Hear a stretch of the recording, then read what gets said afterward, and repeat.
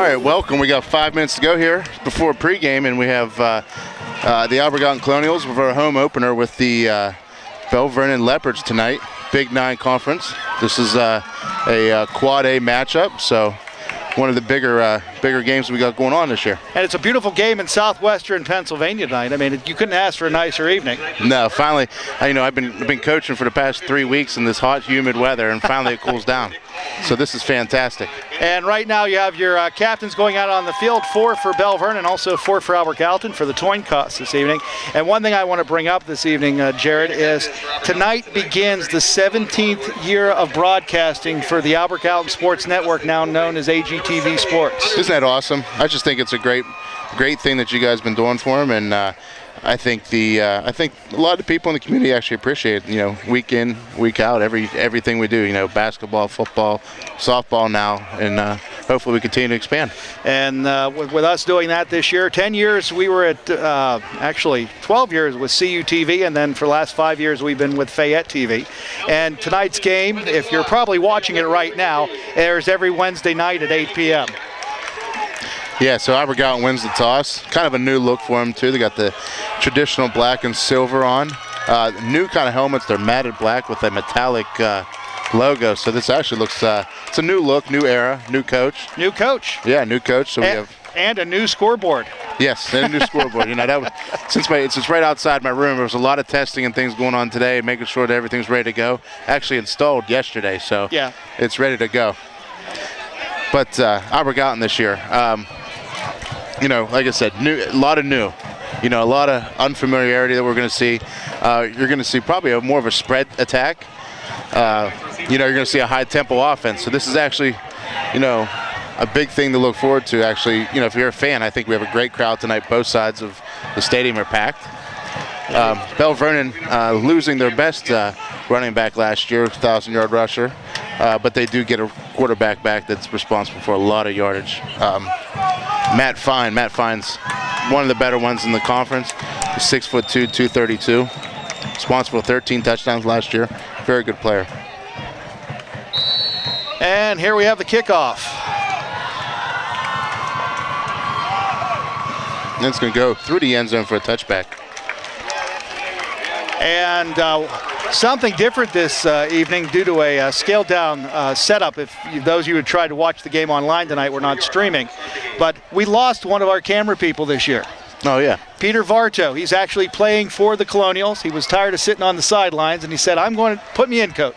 Well, I'm actually ecstatic he's actually playing. I think it's something, every guy should do. I think they should all play sport, do something to the effect, whether it's band, football, right, baseball, everything. So I think you should be participating. Unfortunately, we lose one of our better camera guys. Yes, we do. So we got kind of like an arena football look here with a little jet sweep action. They fake the jet sweep. They go out wide, run a flat route, number 12. And that goes right to Trevon Oliver. He's 11th grader. And he's one of our starting running backs. The other one you're going to see tonight is going to be, you're going to see Javon Davis as well, a freshman this year too. So a very, very good player in our midget programs and stuff through the years. And I've heard his name a lot, so hopefully we'll see him on a Friday night finally. They run a trap right quick with Oliver. And you notice there's not much of a huddle. They get right to the line, kind of called a sugar huddle. And they're going to try to move the ball quick. It's actually a fun offense to watch, if you ask me, though. I enjoyed this stuff quite a bit. Come out in a trio look. They show the jet sweep, go to a quads. Now, so we have Sean Leota, new head coach. Right. Former Clareton offense coordinator. They averaged 59 points his last year as a coordinator per game. So he's here to turn the Colonials around. He's high energy. It's something I like about a coach. And I read an article earlier this year about him, and he looked up to Hal Mumme and the Kentucky background as coaches and all that stuff. Very similar to the coaching background I come from too. So they run the jet sweep. They definitely get pressure upfield on the edge. The big tackle by number 14 for them, for the Leopards. So new quarterback this year, Dominic Llewellyn. Yeah, and I believe he's actually a freshman. So, yeah, it's a freshman. He's a freshman. Wow, that's a big tap on the shoulder. First time in. Yeah, you're going to see a lot of freshmen. A lot of freshmen today. But there's a big difference. I mean, there's a big difference between an older team and when you got freshmen. It's a 4 or 5 year difference sometimes when you're watching guys. Albert Gallatin, first time out. Wow, I heard something I'm not familiar with. We're actually hearing referees tonight over the PA. Yeah, and that's something they wanted to get with the new scoreboard and everything, the new, the new sound system. And trust me, I've heard it in my classroom today when they were practicing. Ain't on the radio. Hey, I need more double-A batteries. So before you got here this evening, which is odd that I'm standing here broadcasting with you tonight. Usually I'm in the back pressing all the buttons, but we were able to work it out to get me on the other side tonight. And one of my old colleagues from my college days 30-plus years ago walks past me, and I pulled him up, and I was going to say, Donnie Martin, who now's with the Intermediate Unit 1. I said, Donnie, I need you to call a game tonight. Can you do it for me? And Don said, no, he's in retirement. So, man. Former CUTV announcer, Channel 29 announcer, Donnie Martin's here tonight, rooting on Belle Vernon. We won't hold that against him, but... No. Well, it's 2nd and 14, ball on the 27 for the Colonials. Got a long way to go here. Got to get half on this play, though. And I do like they show a lot of jet sweep. They throw a tunnel, there you go. Throw a tunnel screen. And that's caught by number 3. That's Trey Kirby. So offensive guys you're going to see for Colonials tonight. Dominic Llewellyn, we talked about a quarterback. You're going to see Trevon Oliver and Javon Davis, number 29, at running back. We see Kirby, who just caught the ball. Andy King, Peyton Fabricki, and Tavian Mosey. You see him a lot on the jet sweep action. Very fast, athletic kid. One of our better basketball players we got.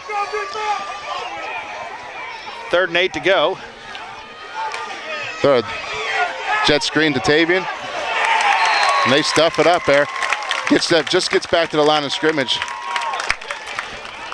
So from what I can tell so far compared to last year, the team is looking a little bit more aggressive trying to throw the ball instead of running it every play. And I think, you have to buy into what's kind of going on nowadays. Right. If you have to be a really good team to be like, hey, I'm going to be double tights. I'm going to smash you in the mouth up front. A lot of teams do the spread offense, and it's a high tempo offense which does one thing. It gets everybody involved. And that's the best thing I like about it. Keeps everybody interested. Running one late on here to the punt team.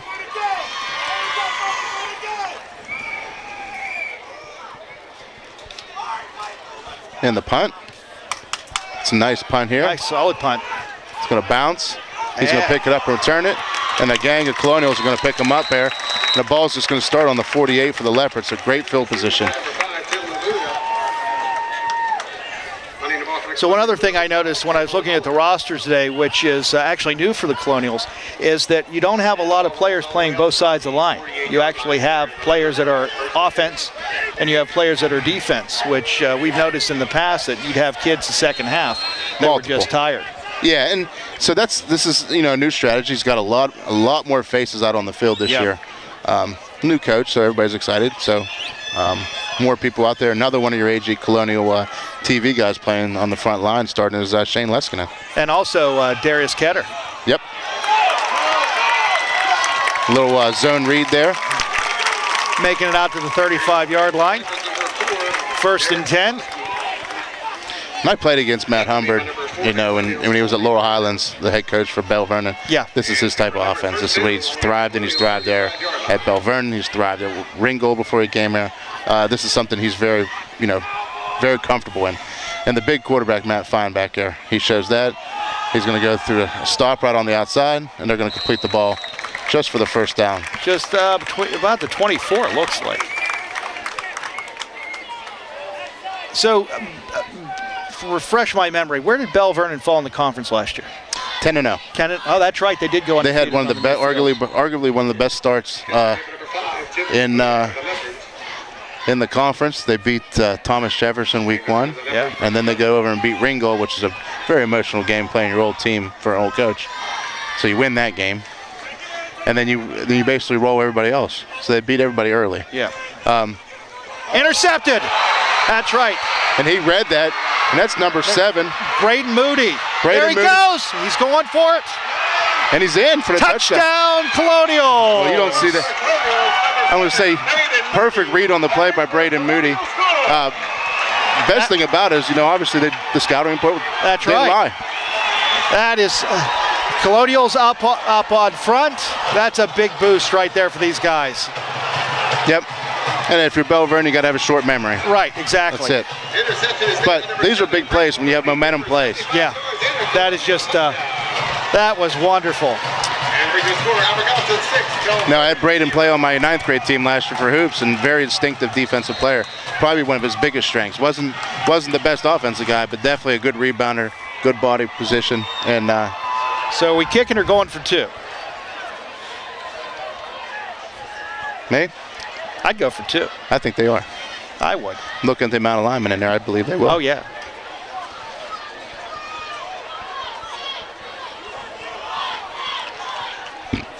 Well, most of your 2-point plays are going to be pick plays, too. So I would imagine it's going to go to the right, like a slant out. We have a flag on the play. Coach Leota's calling for a timeout. They're -1. And this is something. This is stuff that happens week 1. New coach, right? And a ton of young players. I was just going to say, freshman and sophomore out there that are being put in on the big stage for the first time. I mean, and now coming out after the interception for the touchdown, a pick 6, which was really nice. So they'll take the 5 yards, and they're going to see. They're still going to go for it, but. Yep. Gun King open here. It's one of our sets that we use a lot. It's a jet pass. There he goes. He's going to throw the. He's going to pitch it to Javon, and nothing to go. I mean, nothing to lose there. I'll give him credit. At least he was quick with the ball, and he didn't hold on to it and go down with it. Mm-hmm. So Llewellyn's a pretty good quarterback. It's just maturity, and he's young yet, right. And just give him time. Well, the one nice thing is they didn't flip the field position on the punt. But then they make a great catch, and interception return to flip the field position. So they're going to get, Belle Vernon's going to have to go back on the attack and drive the field here. I have to tweet the score now. So if you're following us on Twitter, you'll be able to update the scores. We're at AGTV _AGSN, so you'll be able to follow us on Twitter, and we're also on Facebook too. So I wish I had a better call for that touchdown. I was kind of I got caught being a spectator, to be honest with you. When I saw him pick it off, I'm going, wait a second. Yeah, he was going the wrong way. No, that was a great play by Braden Moody. That was really good. No, I actually think it's a great Friday night. We had, this is a different year for Whip Bills. We have 6 classifications now. So big changeover for a lot of teams. Seen some teams, not so much affected in our area, but we've seen a lot of teams that went from double A to triple A, quad A to even 5A. Some of these just to play areas that are growing much larger year after year. But then we have, conference-wise, not much change here, to be honest with you. What it does is it was adjustment a lot for travel purposes. Right. Which makes sense. Correction, Derek Silvosky. Well, here comes the kick. It's a short one to the up guys. See if they pitch it. Running the outside. He's inside. He got back outside. He's got room. Still going. Going to be out at the 45. And Belle Vernon answers with a strong return.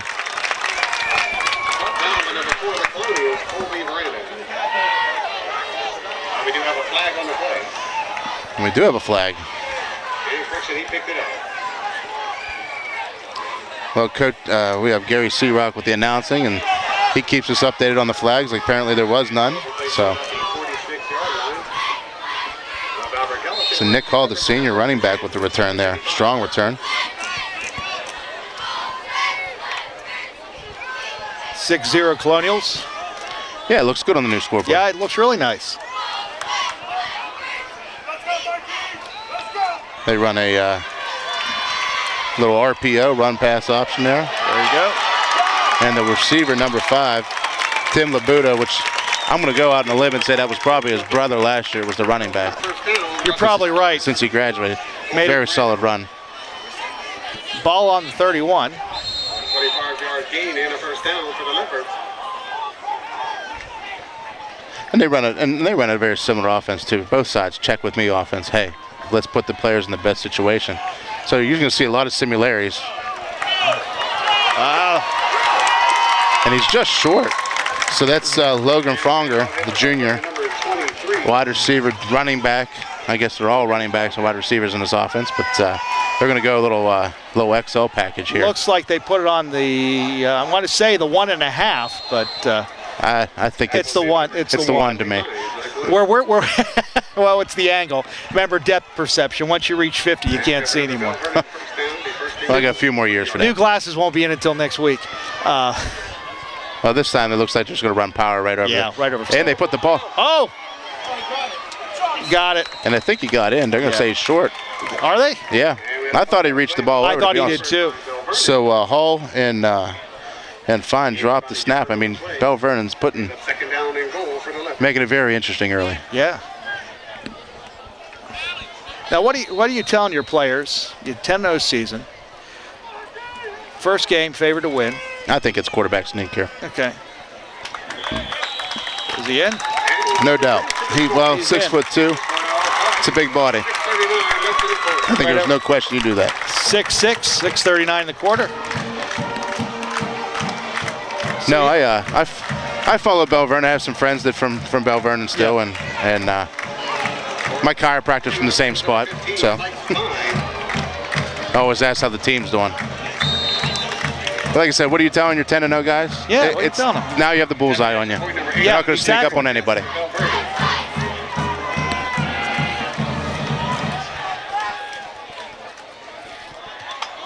Blocked. And they're not allowed to return it.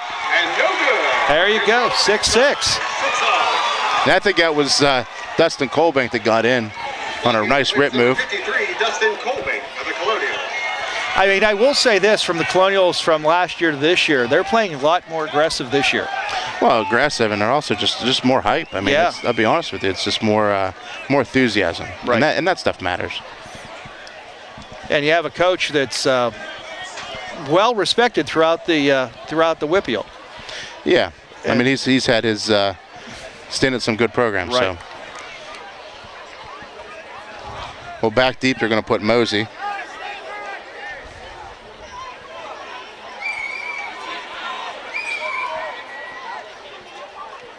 Let's see who else they got back deep. Apparently, that's who they want to have the ball. As you hear the student section start yelling for him. Well, no question.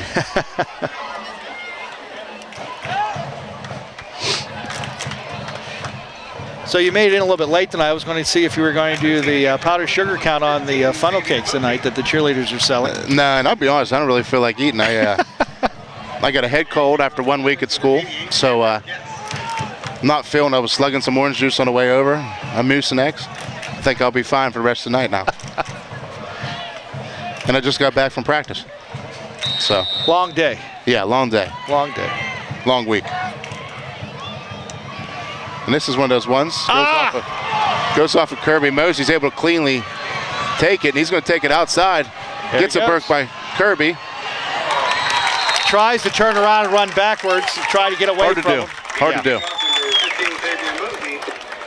So takes it about the 18-yard line in the Colonials for that first and 10 with 6:30 left in the quarter. You know, so we have the 70-yard return by Moody, which is the biggest splash play so far, but Belle Vernon answers right away. I mean, 5-play drive, down the field quick.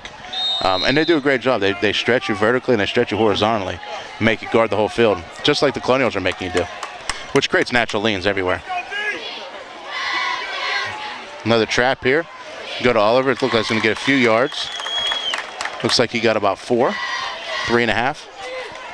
He's a big boy. Oh, yeah. And that's the thing, too, is Colonials need to realize, and I think the new coach does, that you don't have to make splash plays all the time. 5 at a time, 3 at a time. Makes a big difference. Just get going. Well, they go a little circus here, little Emery Henry. And it's all about there's a lot of deception in the way the Colonials are doing. Little wildcat. Snap. Yep. Did he make it to the line of scrimmage? He lost a yard and a half. So it's going to be a 3rd and 8, 3rd and 9. That was the snap to Javon Davis here. Remember watching his dad when I was in junior high playing hoops for Colonials when they had the real good playoff team.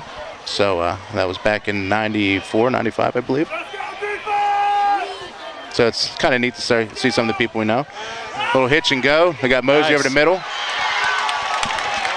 And that is a first down. Yeah, gave him 10. Yeah, and I think, like I said, they're making you defend horizontally, and then you get people to slide out of position. They're going to hit you on the hand crowd across the middle. I mean, it's a good scheme. And there is really no huddle, like you said earlier. It's get out there, get in position, and go. Well, it puts stress on the defense. Right. Don't give them time to think, and don't give them time to take a breather either. And secondly, it doesn't let you sub. That's true too. If you don't sub, then they can't sub. That's right. That's a big thing. I'll be honest with you, they're lining up faster than my college kids. So. Oh, really? But then again, we're playing a lot of freshmen too. So Oliver with back-to-back belly plays there. So who does Waynesburg play tomorrow? We open up with Muskingum University. At Waynesburg? At Waynesburg. Okay. So it'll be a good game. 3rd down and about 2 for Gallatin. You got to think you're going to see another one. They're playing just a regular Miami front.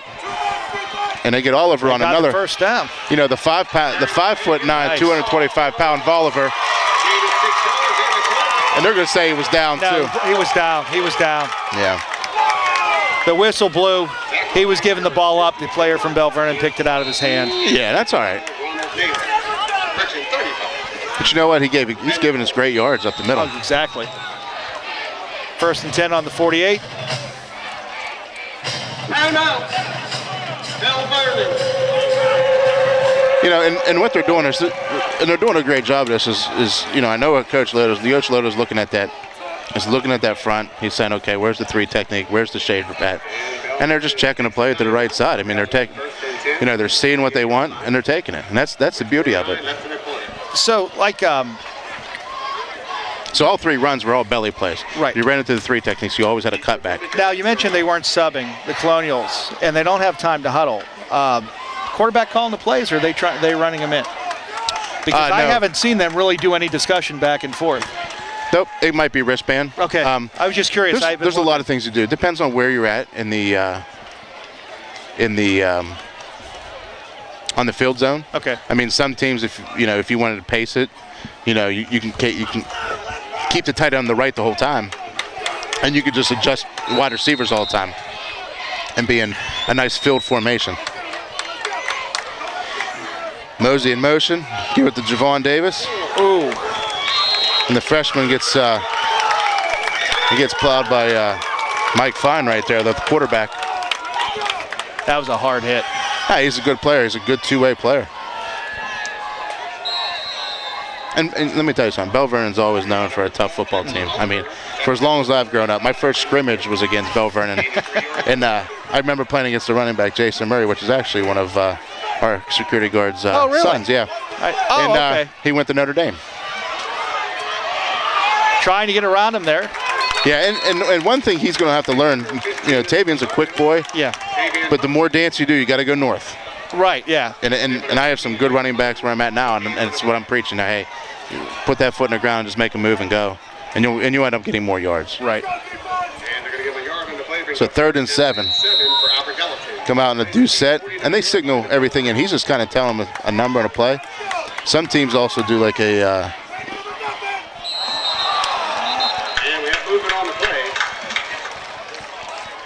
And that could have been a nice hard count. And that's something we were practicing today was we call it freeze. We go up to the line, get in a formation. We don't even call it play. And basically we go a hard count, and then we get them to shift wherever we think that they're going to go, and they get out of their disguise. Right. And then we decide to do the other, and we call a play after we see where they move to. So third and you got to think you're going to see trap. A nice big run again for a first down. And that's what I'm liking about the Colonials. They're managing the ball right now. Right. And I'm watching the quarterback, for a freshman quarterback, I mean, he's doing a wonderful job right now reading the defense. Well, and like I said, I think a lot of it's being facilitated from the sideline as well. Right, of course. Yard line of Belle Vernon, 1st and 10, Colonial. And there he goes. Two hands on the ball and a cloud of dust forward for 2. Carrying the ball number 12, Trayvon Oliver. So Oliver's seeing the bulk of the carries, a bigger boy, which is good. I mean, he's going to take a better hit. And I think they're doing the right thing. Javon Davis might be the more explosive back. Right. But they have to bring him along slow so he gets confidence as they go too. So. And we still have plenty of football left. We're getting ready to, we're at the 2-minute mark of the first quarter. That's just a heavy dose right now.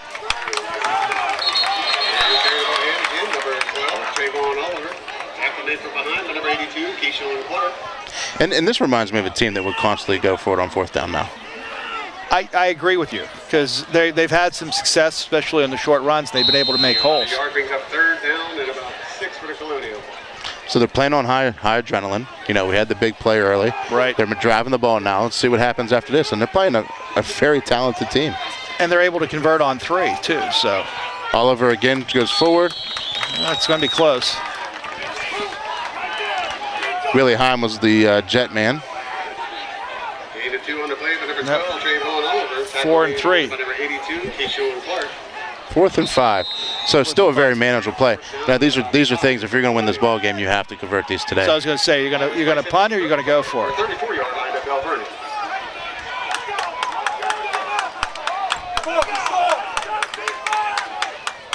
And they go reduced to this. They go boundaries from the formation, which is interesting. Let's go call a timeout. He wants to get a better play. And it's interesting too, is Coach Leota got his brother also coaching with him as well, helps on the defense, I've heard. So the whole new coaching staff. So This is actually, like I said, a lot of unfamiliarity, but they've had a few weeks to get it all together. They've had a complete spring to get it done. So a lot of these teams come in before camp and have their offense pretty much installed because they're able to go through walkthroughs and different things just to talk about it. Post weightlifting things, just little things they're able to do. So, a lot of good things for all teams around here. Well, still 6-6, 57 seconds remaining in the first quarter. It's 4th and 5. Colonials driving on the 34. Kind of curious what they're going to call here. I mean, I think they obviously have to have a run-pass option here. Right. We haven't seen Llewellyn run yet, and we may not. I mean, that might not be his style yet. We're still getting to learn him as well. So.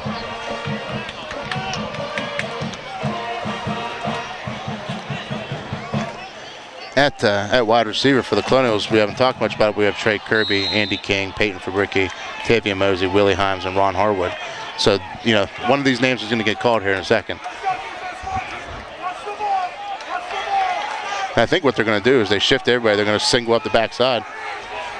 We're going to throw it again. I mean, honestly, it was executed well. He just not a good throw. It felt rushed and he slipped. Willie Heim, or no, Javon Davis.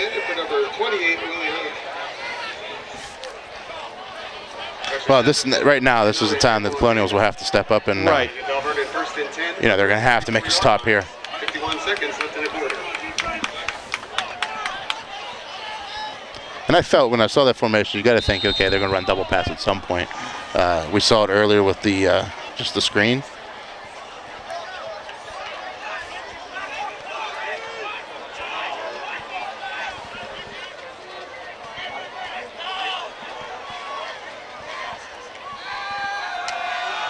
Breaks on it. It's a nice route combination they ran there. And a smart route by number 5, working back to the ball. And that's Laboda again, I believe. Laboda seems to be the weapon that Fine wants to find early on in this game. So, very smart receiver. Number 63, Jonathan Johnston. Good for a Belle Vernon first down. Or Jonathan Johnston, maybe. Wrong name I have. Or maybe Mr. Searock has the wrong name. I'm not sure yet. A little read play.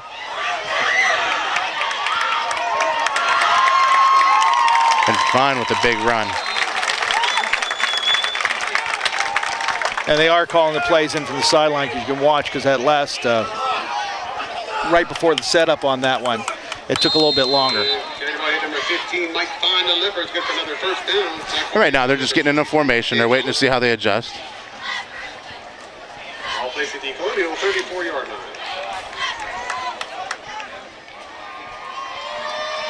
You know, right now, I think I don't see Belle Vernon throwing the ball a ton.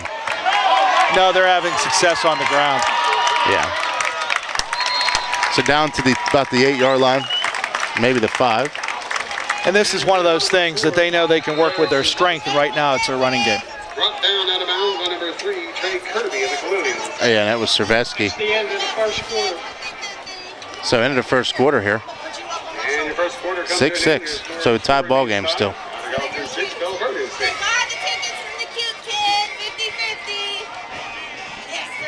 Nice crowd tonight. Yeah, I think it's great. Nice student section, nice crowd, beautiful weather. Beautiful weather. Colonial Marching Band in the end zone playing right now, trying to get the fans hyped up. Yep, under direction of Mr. Durso. We weren't sure where they were going to put the band this year. If they were going to put him in the end zone, put him up in the stands, but with a nice crowd tonight, it's not bad to have him in the end zone. End zone, yeah, because we were worried because the scoreboard went in this week, and it was they had a set of bleachers in front of it. Unfortunately, they had to move the bleachers because the board was just a little bit lower than what they anticipated. But it looks really nice. I'm really impressed with that. I'd love to know who designed. There's no bulbs out, so I'm happy. I'd really love to know who designed that cluster on the top with the AG on top, because that's it reminds me of a bridge. Maybe it's the bridge of the future. I don't know. Well, that's a good analogy. But guess what? They put a fresh 12 on the clock, and it's second quarter now. Ball in the 6.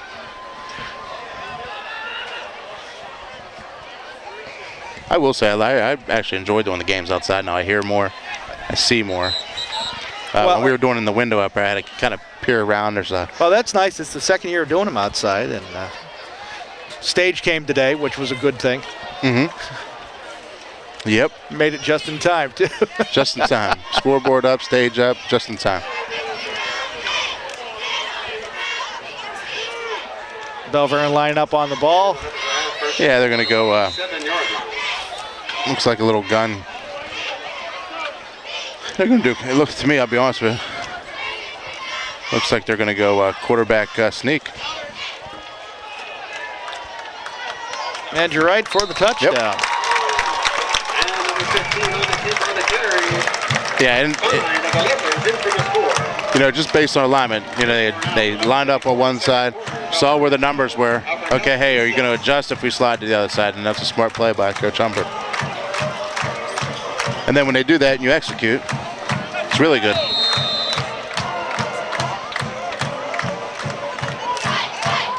Well, Belle Vernon's going to go for 2. They're not sure where to line up yet, but they're getting set. I think it's the same play again.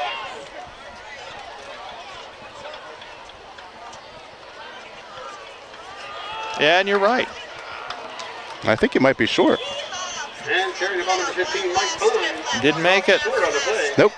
And I don't know who tackled him on there, but you know, it was a good hit on the goal line. It was Brady Moody actually with the tackle. So Brady Moody with another point-saving play right there. So first play of the second quarter. 12-6, Belle Vernon. Left in the second quarter. Now, you know, we saw Albert Gallatin come out and drive the ball. We just need to see them finish the drive now, too.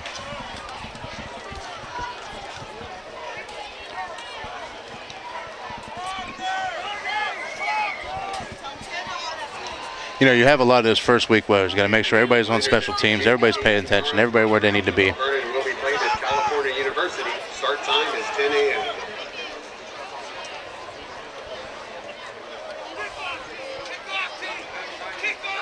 Yeah, like I said, you're still hearing the coach yell for his kickoff team. Right. And that happens early week 1, you know.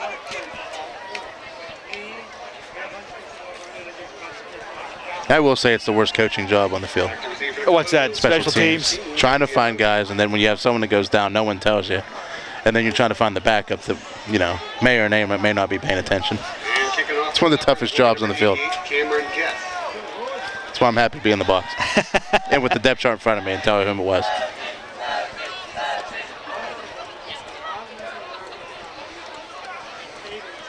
Well, student section's trying their best over there yet. If we get another touchdown, it might be even better. Yes, it would be. Here's the run up and the kick. And they're offsides. And he put it on the 2 and through the end zone. It's actually a really good kick.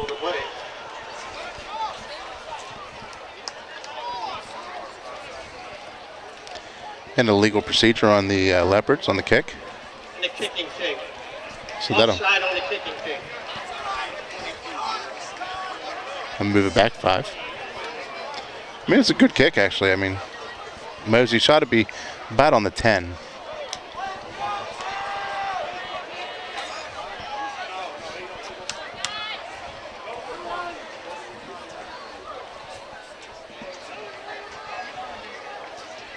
Well, tee it up again. Let's see what happens.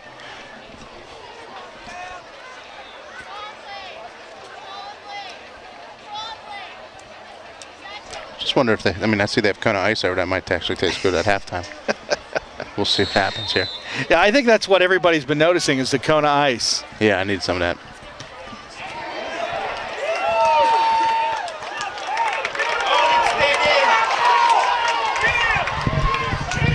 He has a wall in front of him. Some violent collisions out there. And receiving a kick number 15, Damian Mosey. Takes the ball out to the 18-yard line. Well, I'll be honest with the kicker. He got out his lob wedge there, and he stuck that one like like he was throwing lawn darts out there. That ball, I expected to bounce to the end zone, but it didn't happen. So, and Colonials will take over anyway. I was impressed on how long he stayed on his feet. Well, yeah. I mean, he had some blockers out in front. It just, right. I think everybody either slowed up or didn't think thought it was going to carry it through the end zone.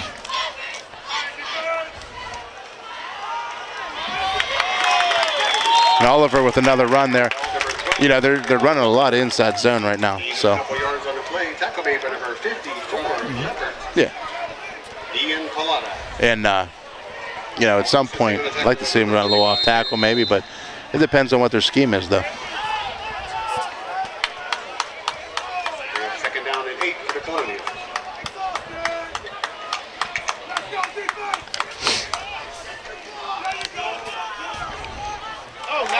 And the ball's out by, and Belle Vernon recovers. So. Belle Vernon's ball. Is that number 18, I believe? Yes, number 18 with it. That's Dan Limpert, senior DB. And Ron Harwood with the fumble there. So now it's going to be interesting to see how the Colonials battle back from this, because in the past we've seen what has happened. Now this is where they need to step up. Well, even if they just give up 3 points, but I mean they're giving up the ball deep in their end zone.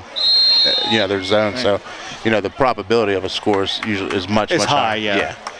So. But 3 is better than 6. No question. Covering the fumble was number 18, Dan Limpert. And I still think they're just going to run the ball with the quarterback here. That's what they've had most success with tonight. They're going to overload it and go student body left.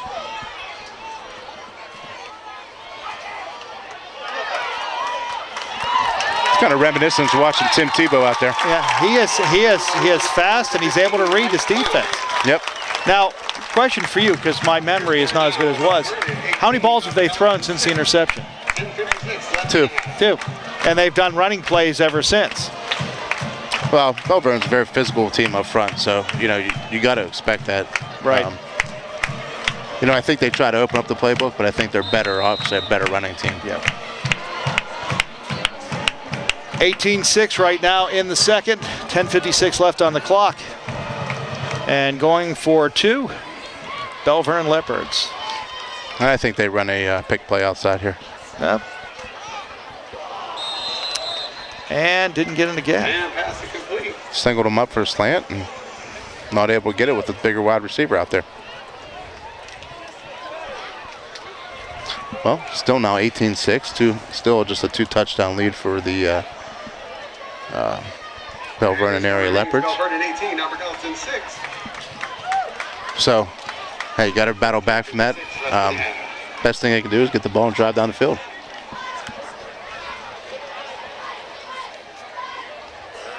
And, you know, obviously they found something. So, you know, in my opinion, the Colonials are going to have to sit back.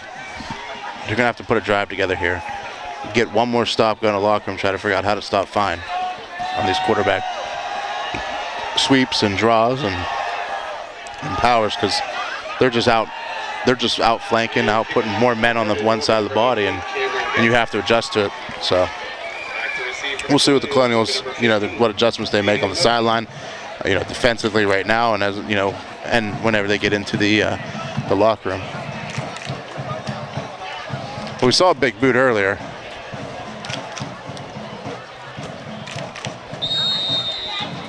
Mosey's deep. Wouldn't be surprised to see an onside. That's going to roll out. No, he's going to field it. Now he's out.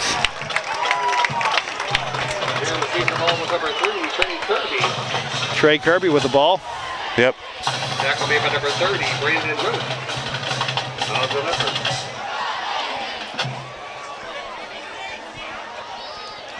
And Upper Gallatin takes it out to about the 27-yard line. We'll have 1st and 10.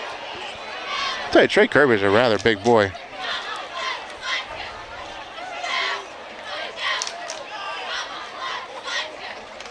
Let's get the dimensions on Trey Kirby here. 6'3", 180, junior.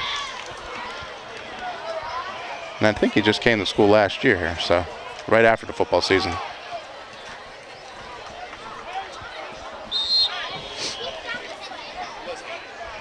Another dive there by Oliver. Forgot to mention to you when you came in, we saw a friend of ours this evening before the game. Who's that? Roger Lenhard from Root Sports is here tonight. Awesome. Awesome. He gave us a great tour and caught up on a Bucko game down there, and it was awesome. You know, Root Sports, they treated us very well.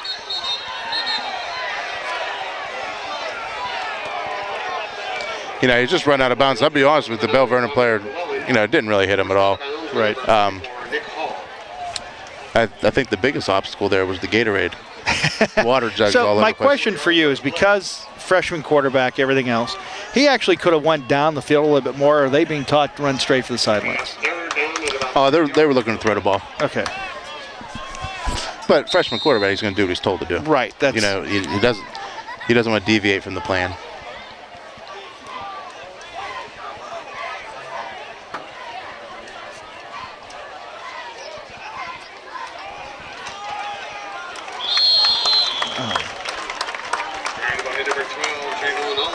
We have 4th and 2, maybe 4th and 3. Winding down to 10 minutes in the second quarter right now. Score for you in the end of the first. Penn Trafford 20 and Connellsville 0. Yeah, and you know, obviously the tragedy at Connellsville this week, they had a major flood, and I think the northern part of their district. Right, and the school's been closed for the past week. Yeah, actually the high school, the way it's planed and everything, the water came in and it sat and it flooded out the whole basement. Yeah. So, you know, the Colonials and Upper Gallatin and the district's actually putting together some school supplies to buy and for donations to give to Connellsville this week. So. And Colonials are going to down the ball. Not a bad punt. No, they always say the average roll, 17 yards. Is it really? Yep. If you let the ball land, it rolls a good way on this carpet. Ball rolls all around to the 27-yard line, where the Leopards will have 1st and 10 with 9:18 left and a half. Well, Colonials need to respond here.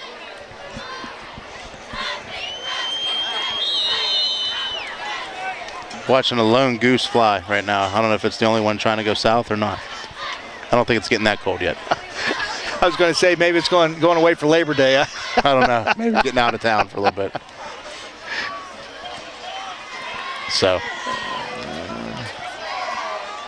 Fine throws.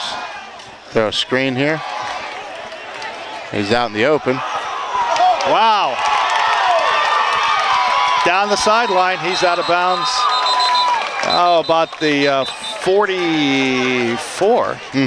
I tell you, we've done a lot of games here. Obviously, we're talking about the 17 years.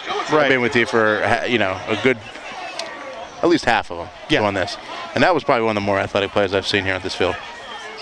No question. Yeah, we started here when there was a grass field in this. And as I was telling students today, I said the first game we did was a test game that we did versus Laurel Highlands. We had no Colonial announcers. I was actually program director of WMBS at the time. With the on the offense. 10 yards from the start of the foul. First down. Worked with the station manager and the announcer at the time by the name of Kevin Harrison. And MBS provided our audio as we were on the other side of the field working out of the back of my Ford Explorer. Hey, those were the times, huh? Camera person, I believe, was Darren Christopher and Josh Patitucci. Yeah, and and it's great that you continue to talk about them guys and stuff.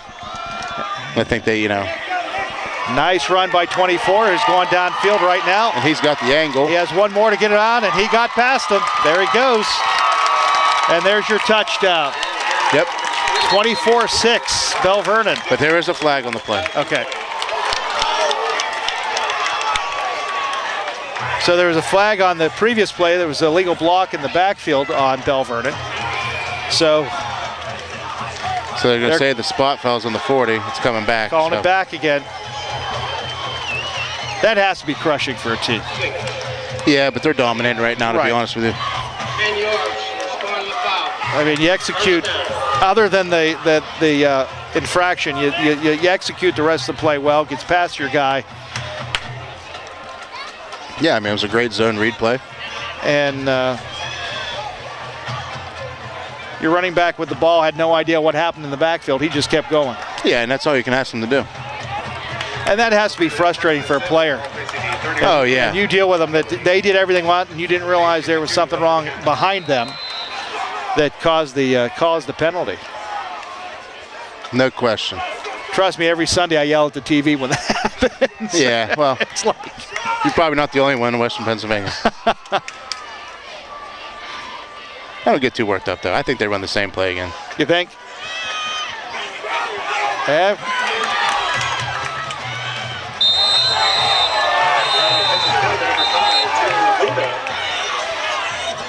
He's an electric player to watch.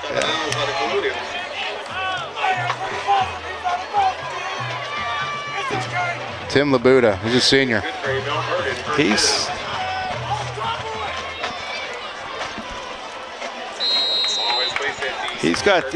has feet under him. I mean, it's. But I'm going to say Kirby. I'm going to tell you what, Kirby likes to hit the people. I mean, I've seen him hit 3 or 4 people. I mean, he's not shying away from contact.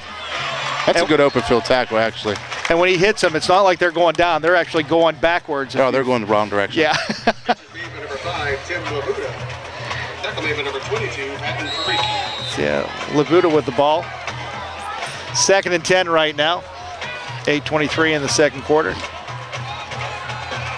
Belle Vernon with the ball. Here he goes. Found the hole. And at the 32. It's a good counter play. That was nice. As you can tell, I didn't get a roster for Belle Vernon.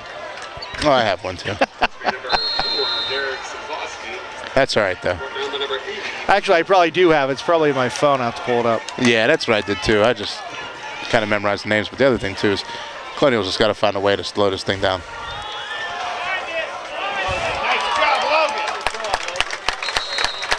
And going by the fan reaction, Logan did a great job. Logan Roger. Frogger. Speaking of Frogger, Froggy's here tonight. I don't know if you saw him when you came in. I heard the cheerleaders were on Froggy right now, earlier today. Actually, I was trying to listen to it, but unfortunately, country is not my genre of music that I listen to, so I didn't make it very long. Not necessarily mine either.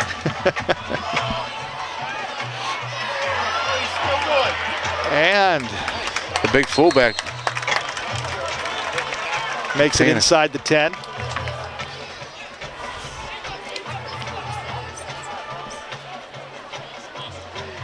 Catch was made by number 35, Ben Cole. Tackle made by number 15, David Mosey, the Colonials. And either on the 8 or on the 9. I want to say the 9. It's on the 7. Okay. If I look at the big red numbers on this side of the field, I know where the ball's at, right? Well, that too. And I was hoping that I was going to ask you again, when do you get your new glasses? I'll have them before the next game. Yeah. I still think, the next snap that Belle Vernon comes out, they overload the side and they run the quarterback again. You're probably right. I mean, I know they have to call a timeout, and That's Gallatin's last timeout of the half. And it should be their last time out. Yeah, they took 2 offensively, but that's what I'm feeling. I'm feeling this is their next move. Talking about genres of music, I actually got a email the other day from the station in McKeesport. WMCK actually asked me if I would do a program for them. So we're looking at doing something dealing with the Rat Pack. Nice. Coming up in the fall. So yours truly will be back. So what other program does HGTV have coming this year? Well, we're going to be working exclusively with Fayette TV this year, which is really nice. And we're going to be doing some programming with them. And we have an art series that's going on. It's going to be airing this week that was produced by a former student of mine, Sarah Campbell, who's now at Point Park, called Fayette County Celebrates the Arts. And we're going to be doing 4 or 5 different things celebrating different aspects of the county. Tourism, business, education, and the like. So looking really forward to doing that. I'll be honest with you, I think that's the heart of the county. Yep. And he's still fighting. He's down to about the 4-yard line. 24, Nick Hall.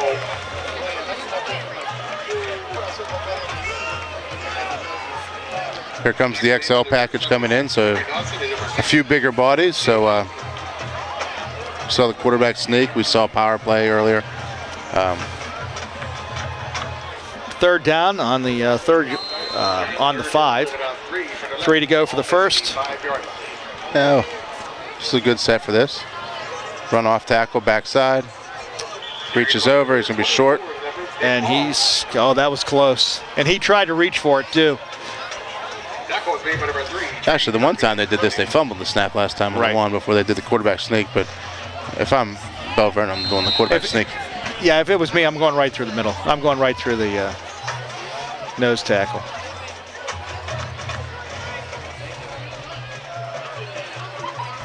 Well, he said he earned a drive, so they're going to hand it off to him. I was going to say, but it wasn't me, so it went to the right side. So that should make it 24-6. 6 minutes to go, and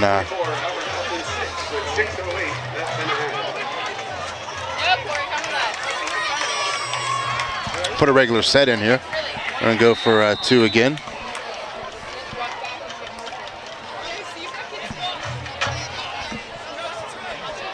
Last time they singled him up, I think they got a different wideout out to the right, the running back, so put him in motion. And they're going to run quarterback sneak. And he's going to... Did he get it? Yes. Yes, he got it. So just off the right edge of the line, so Fine gets in, making it 26-6. 20-point lead for Belle Vernon. Excuse me.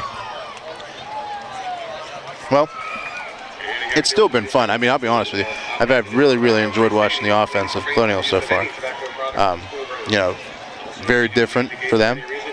And a lot of people touching the ball. Yes. Which is nice. And again, like we said in the beginning of the game, it's a young team. Very young team. And they're finding their legs tonight, and they're actually doing a very nice job. And the best part is they're not giving up. They're just driving and trying to grind something out. They're grinding it out. But then they're also playing probably the top dog in the conference. Exactly.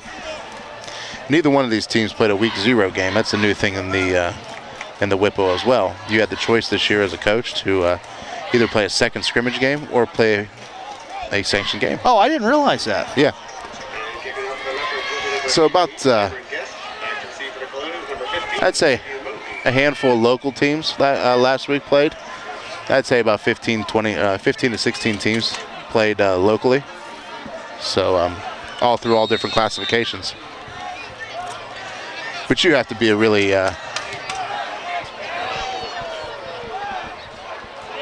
That's a touchback. Hit the C of the Colonial in the end zone. Mm-hmm. So you can tell bands are getting ready. They're both in their opposite end zone. Belle Vernon on your left side if you're looking at a radio dial, and on the right side are the Colonials.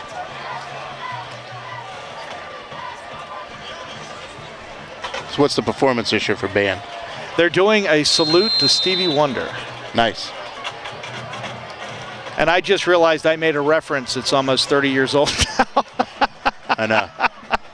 You can tell what I grew up listening to and what I was doing in my early days.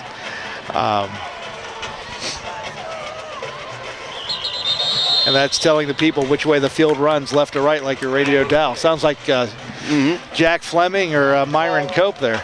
I will tell you though, growing up in my house, I have we have one of those old giant radios. Yeah. You know, the big box radios with like the multiple dials. Different countries. Like for you. Oh, shortwave. Yeah, shortwave we had on there. So. I could see your dad being a shortwave enthusiast. It still works though. Yeah. It still works. I have one too. I use it occasionally. Good nostalgia. Well, Colonials, after the false start penalty, start 1st and 15 from the 15. Llewellyn barks out the orders. They give it to Davis. Gets through. He's going to get back to the original line of scrimmage. So 5 yards on his carry. So now you're going to see a little more, a different approach. You're going to see more of a spread. It's that they're going to a shotgun.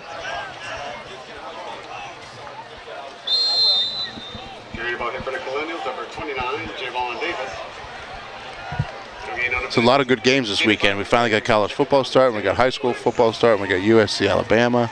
Last night was great. We had Vanderbilt in Tennessee, one of the better games last night. Or no, Appalachian State last night. So it's that time of the year, though. Javon Davis, a real nice run right there. And he comes off limping a little bit, but he's their speed back, and they need him in there. So they got a nice 1-2 punch with Oliver and Davis once they get going. Llewellyn steps back. Has all kind of time in the world. And Oliver trying to play a little bit of basketball, box him out, get in his position, and try and make a play. Got a Greene County score for you at the half. Avella 16, West Greene 12. And Springdale 47, Jeff Morgan 0. Well, my friend was going to... What? And oh, okay. There was... my friend was talking about going to the Jefferson Morgan game. Yeah. Springdale. I said, why don't you come to the Abergau game? You know, it'd be a good game to come watch, you know, some good football. And he said, probably, but I think you opted to stay and watch the wrong team tonight. And as you can see, the Abergau and Colonial fans are standing over there into the game tonight. We also have the cheerleaders over there.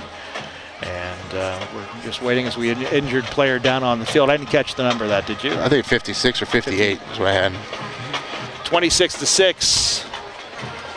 5:08 left in the second quarter. Ball in the 2. Or ball in the 33, I'm sorry. I'm looking at second down. I'm going, wait a minute, that's not right. You've been behind the. I've been on the other side too long. I forgot how to read a scoreboard. The lights work. Trying to pull scores up here as we wait for the player to get seems like he's walking gonna be, off the field. Number 56. So he's up and he's back in. Yeah, hopefully he's all right. And it seems like to be an ankle injury or something like that. So. And he's not putting any weight on it, so he might be done for the evening. For the night, yeah. Well, Colonials come back out here. 2nd and 10. They had all day to throw last time. And it was amazing there wasn't an ineligible receiver downfield for that long.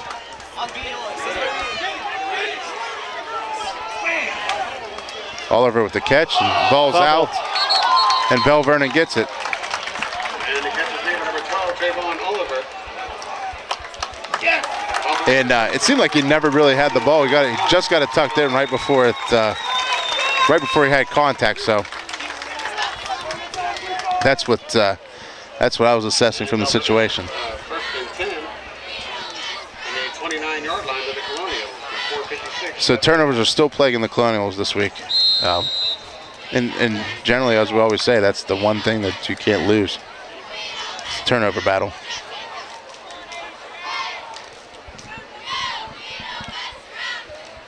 Do you have a best center score yet?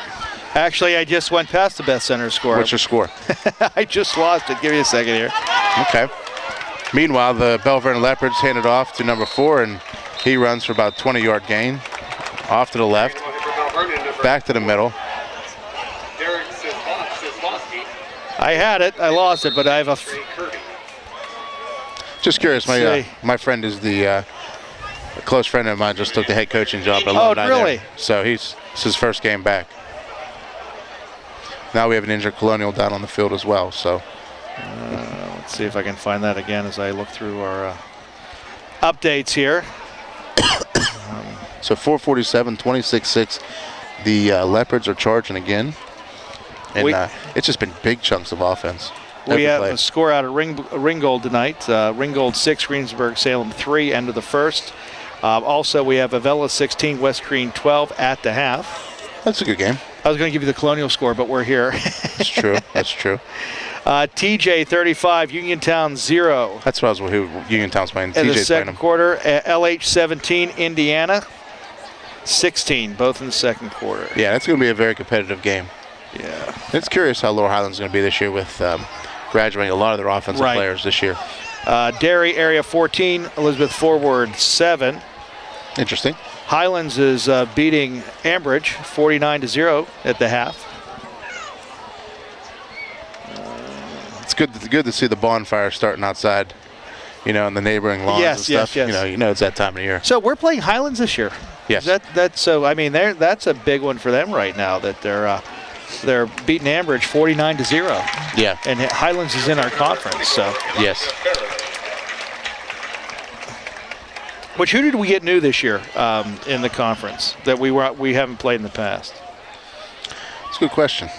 I'm going to say it's Highlands. Highlands is one of them. I know that for a fact.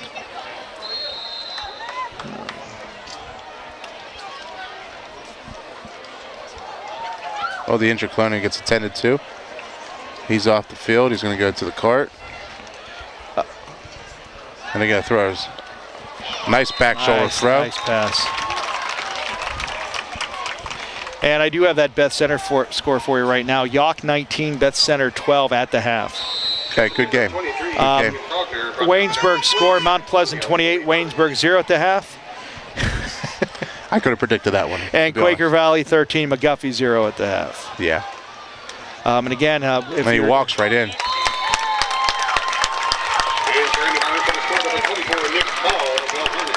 And now we're looking 32-6, Belle Vernon. Yep.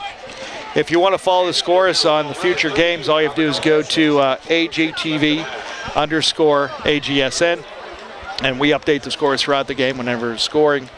And also, you'll be able to see other scores on the site too. So it works out real well. And I'm talking about we use Twitter to be able to do that. So. Just commanding offense now by the Belle Vernon. Up front, I think they're just dominating. And the kick is up. And it's good. And good. Here's score now, Belle Vernon 33, Albert Gallatin 6. Holding on the staff with number 5, Tim Labuda.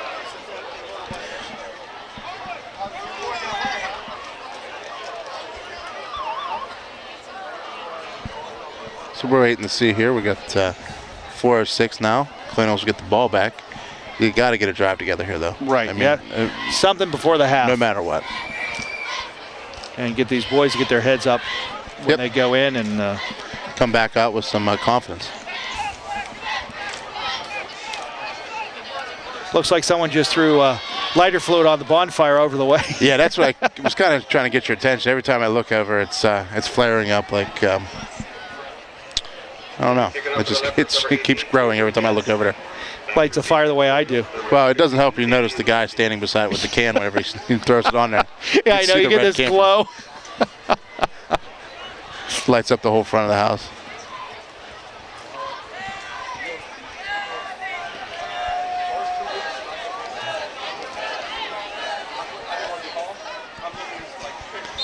And it's an exceptional kicker here, though.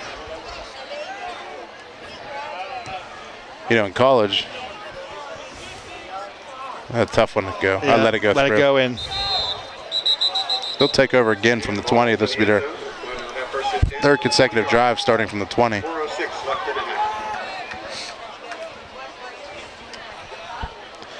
I'll tell you who else has been rusty probably. The refs. Oh, yeah. I mean, this is the first game. I've saw a lot of drop balls by the umpires. Unless they actually got to work last weekend. Well, yeah, that's true. It's true.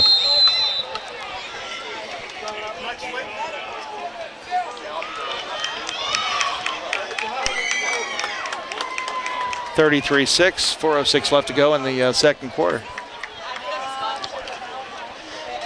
They're trapped Oliver here.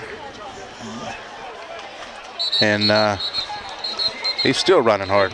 They're going to give him forward progress for a 5-yard carry. Which is good that he kept on going. He wasn't sure. He didn't stop dead in his tracks. He tried to get that extra 1 or 2 yards out of there.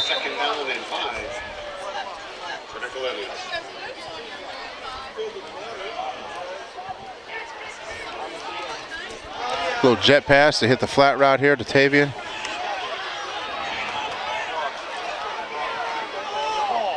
Now, the way that pass is designed, it's to turn and go right to the sideline. It's to turn sidelines, but is it also supposed to get past the line of scrimmage, or is it be behind? Because it looks like to me he's just, if he gets over it, he's only getting over by 1 or 2 yards. It's a 3-level flood. So you got a guy taking the top off, one sail route, and you had a flat route. So they ran strong flood. Okay. So he took the grass route right away. He was wide open. He just needs to turn upfield. Right.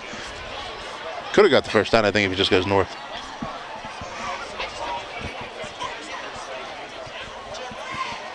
But you're a receiver and you have someone coming at you. As your first thing is to avoid them or go through them? I'm avoiding them, but I'm going north. North. Yeah.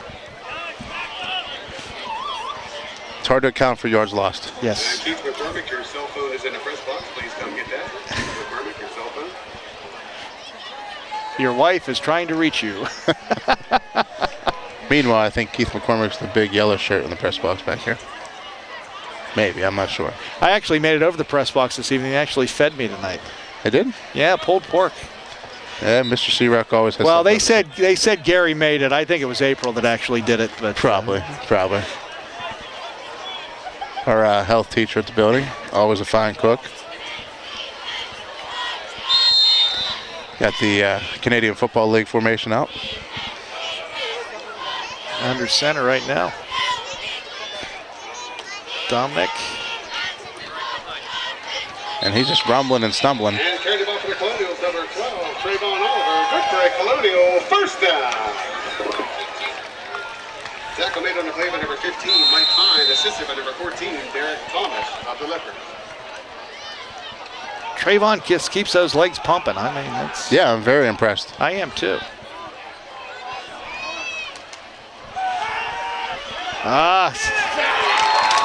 Llewellyn sacked. Belle Vernon just was able to get through that front line.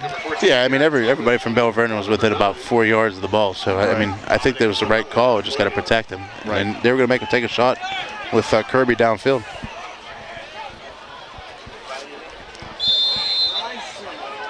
They got second down and a long 25 for the Colonials from their 25-yard line.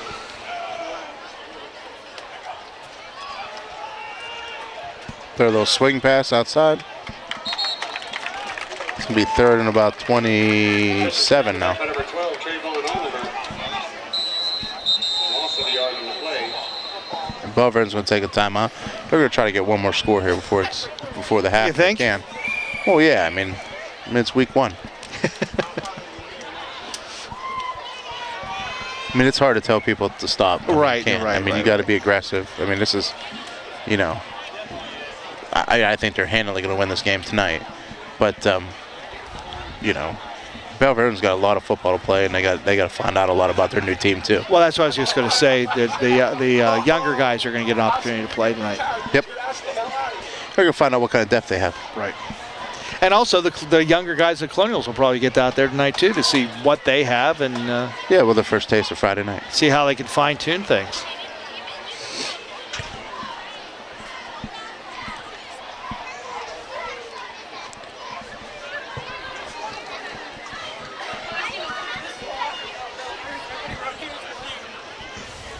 long timeout.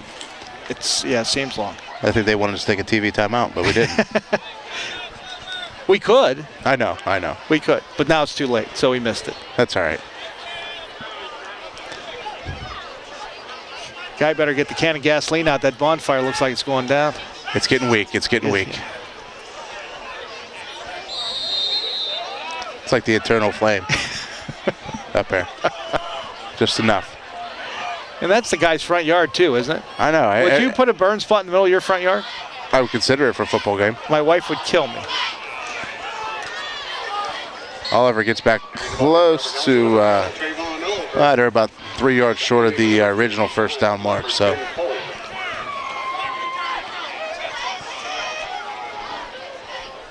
So 4th and 15. So we punt or you go for it? They're punting.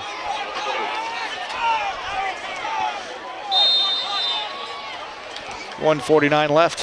So we got some ice hockey changes here.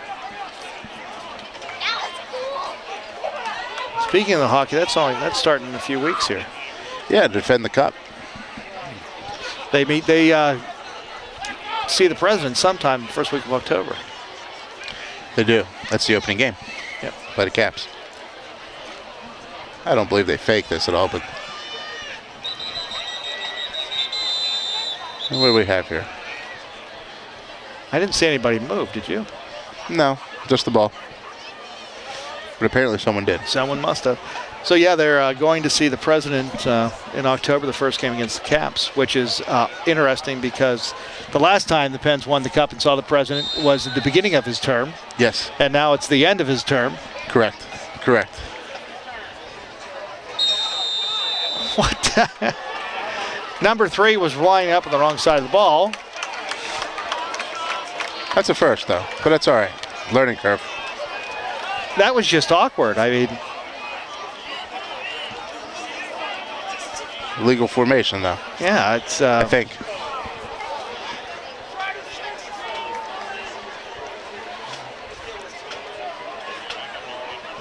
Yeah, I guess you can't cross the line of scrimmage, huh? Now, mental errors or just getting tired? I don't know. I wouldn't know. I don't know either. I mean, mental errors is right. The young teams. But 3 penalties within 1 down. I mean, we're back to 4th and 25. Yeah. So that gain they had of 4th and 15, they just went back. But these are all correctable things too. Right. That's why I was asking. I mean, they can be fixed, and there's always next week. Very correctable, though.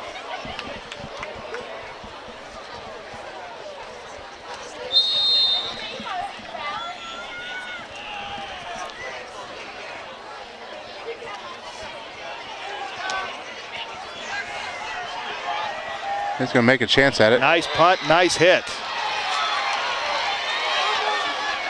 Up, little extracurricular going on over there.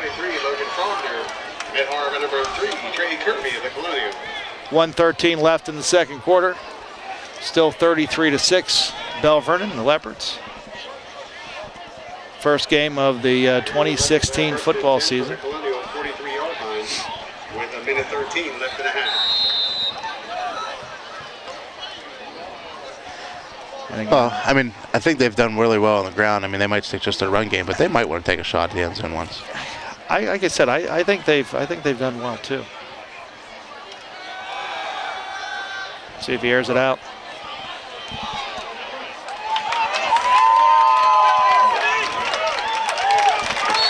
Now, you can see what a veteran team looks like with a veteran quarterback and receivers because they're able to read the defense.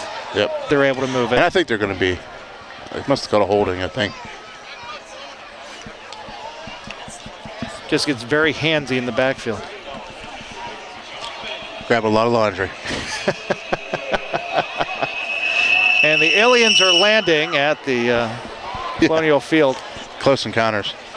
That's why the bonfire was out. Try to make them land over there. It was alerting them, right? Yeah. This is the spot. Well, anyway, the big holding penalty, or a block in the back. I believe it's a. That's a big penalty. That's actually. A big penalty. It's only 10 yards, I guess. just seemed like it went back further. I know. Went forward, then back, that's why. I think they'd run the ball here. Well, the pass protection is the backfield. We're going to get fine on the perimeter. And he's got number 5. I thought he had 4 over the middle with the high-low on the crosses. Well, they had number 1 here on the outside, too, and he was open, so.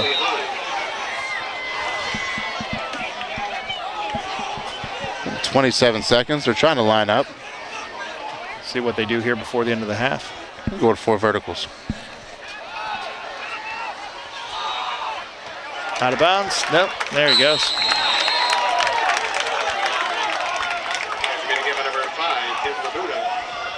They're going to take one more shot here, and then they're going to line up for a field goal. The kid has a good leg. Which, again, this is great practice for a 2-minute drill.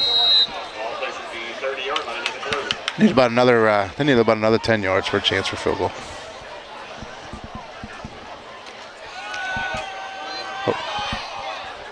Intercepted. Colonials. Willie Heim. Willie with the ball. With 3.1 left in the half. So again, there's some bursts of good things happening out here. Willie Heim, the Clips will take over on down with 3 seconds left in the half. So what do you do, kneel it or throw it down? I think you run a play. I mean, I would probably kneel, but I think you run a play if you're doing this now. As the marching bands get ready to line up right before the half, the Belle Vernon band's marching right in front, actually walking in front of us right now.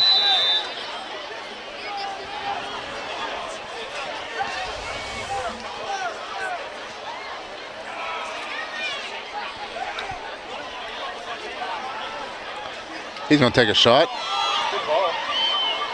And it's intercepted, but that was a nice throw.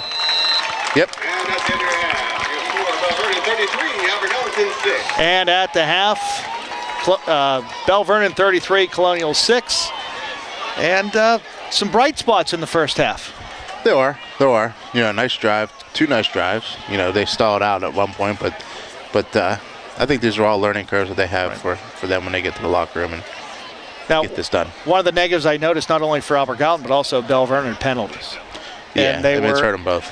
And that's week 1 stuff. Right, that's right. It's the learning curve, getting back out there, playing in front of refs again, and first night jitters. Yep. So again, it's an enjoyable evening this evening, as we're going to take a brief time out right now and come back to the Albert Gallatin Colonial Marching Band, who's doing their tribute tonight to Stevie Wonder at the halftime. So it should be an interesting show. And then we'll be back with all your second half action right here on Fayette TV, Channel 77, and also on the Albert Gallatin Sports Network or AGTVsports.com. I got to remember my own web address. I know. Again, that's AGTVsports.com. Phil Giannetti Motors at 656 National Pike East in Brownsville is a proud sponsor of programming on FCTV. Phil Giannetti Motors providing quality vehicles for 45 years. If you're looking for a quality pre-owned vehicle, give Phil Giannetti's a call at 724-785-6800 or stop by their website, philgiannettymotors.com.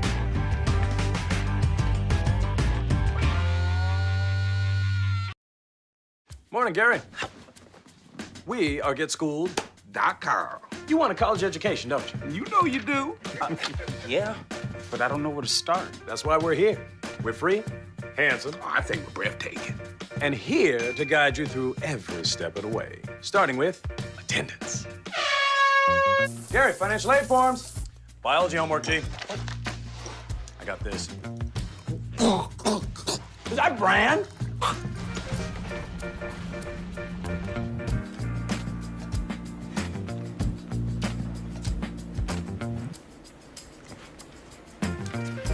Colleges love extracurricular activities. Chess really isn't my thing. I got this. Doesn't matter. Go ahead.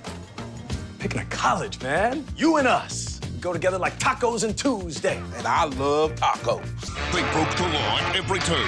They had no restraint. They were rebels without a clue.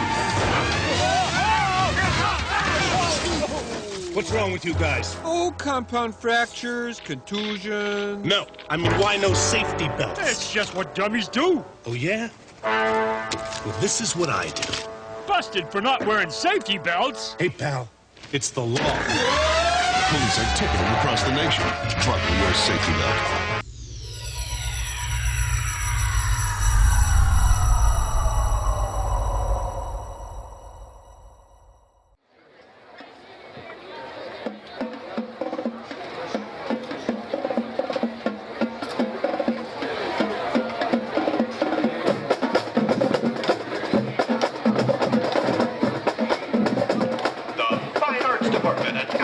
Gallatin is proud to present for your listening enjoyment the music of Stevie Wonder. This year's band is under the direction of Mr. C.J. Durso, assistant director and percussion lead Wyatt Wilson, auxiliary instructor Kaylee Valusik, and drum majors Bailey Holmes and Bailey Turner.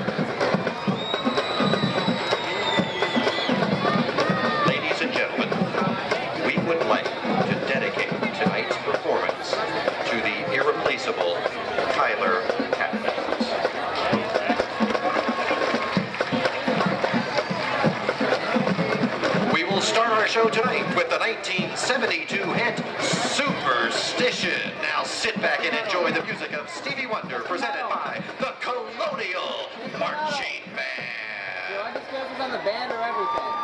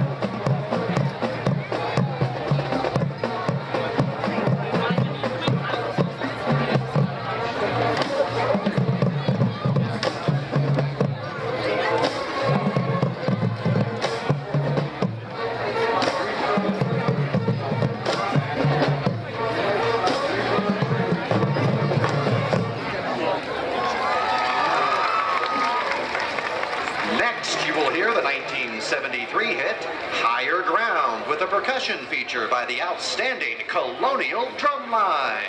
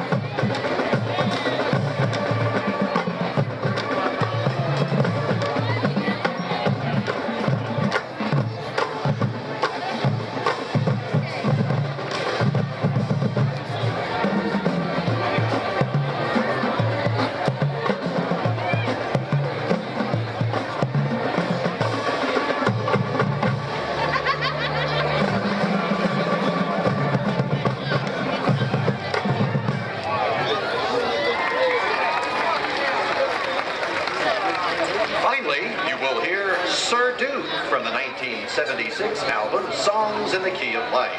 Sir Duke features a challenging breakdown performed by 9 soloists.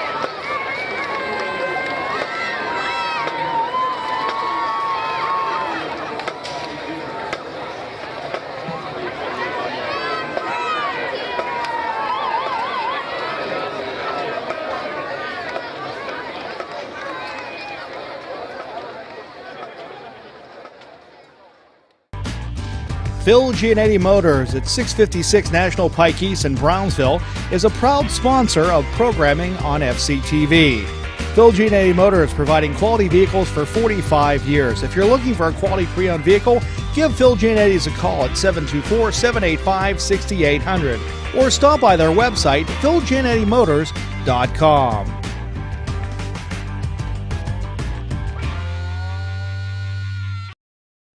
Morning, Gary. We are GetSchooled.com. You want a college education, don't you? You know you do. Yeah, but I don't know where to start. That's why we're here. We're free, handsome, Oh, I think we're breathtaking. and here to guide you through every step of the way, starting with attendance. Gary, financial aid forms. Biology homework, G. I got this. Is that brand?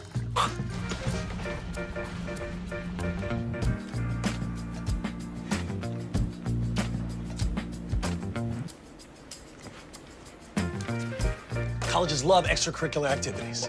Chess really isn't my thing. I got this. Doesn't matter. Go ahead. Picking a college, man. You and us. We go together like tacos and Tuesday. And I love tacos. They broke the law at every turn. They had no restraint. They were rebels without a clue. What's wrong with you guys? Oh, compound fractures, contusions. No, I'm a wino safety belt. It's just what dummies do. Oh, yeah? Well, this is what I do. Busted for not wearing safety belts. Hey, pal, it's the law. Police are ticketing across the nation. Buckle your safety belt.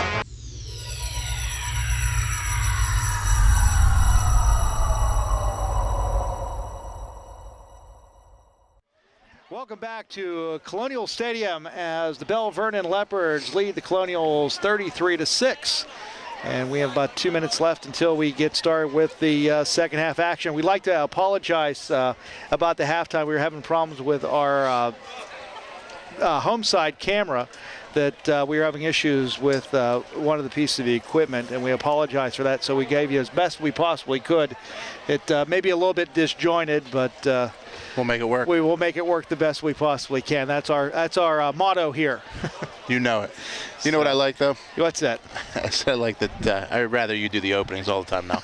even if you're not on here, I think it's a great idea if you do the openings. I really struggle with those. But once I get going, I get going. 30 years of doing radio in some way, shape, or form doesn't hurt any, right? No. My 7 years behind the mic, I'm all right, but I'm rusty. And not from National Lampoon's Vacation rusty. There you go. I'm rusty in terms of the mic. So we're ready to go. First half action. Colonials came out with a interception, which was ran it back for a touchdown, which was really nice. Yeah, it was exciting right away. And then, Belle Vernon just went on an offensive attack. Right. And when I mean by attack, I think everything worked very well. And then the other problem is for both teams, we were having an issue with penalties where some extracurriculars going on behind the sidelines. And actually, Belle Vernon had like 2 or 3 great plays that got called back because of the problem there, which I'm sure that their coaches had a few words about that during the half. Yeah, I mean, you want to be aggressive, and you're out to impress. Every play's a job interview. Right. So, they're still trying to find their team. Well, and if you watch, it's like watching that Steeler game last night.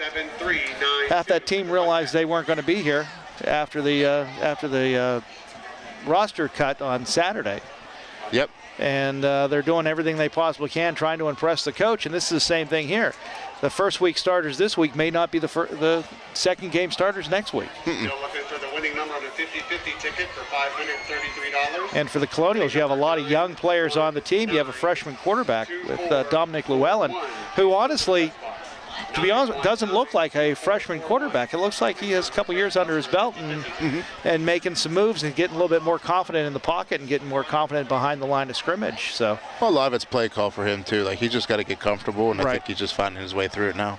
And that's part of it as a freshman. Yeah. So just give him the understanding of, hey, that we're with you. Just keep moving forward.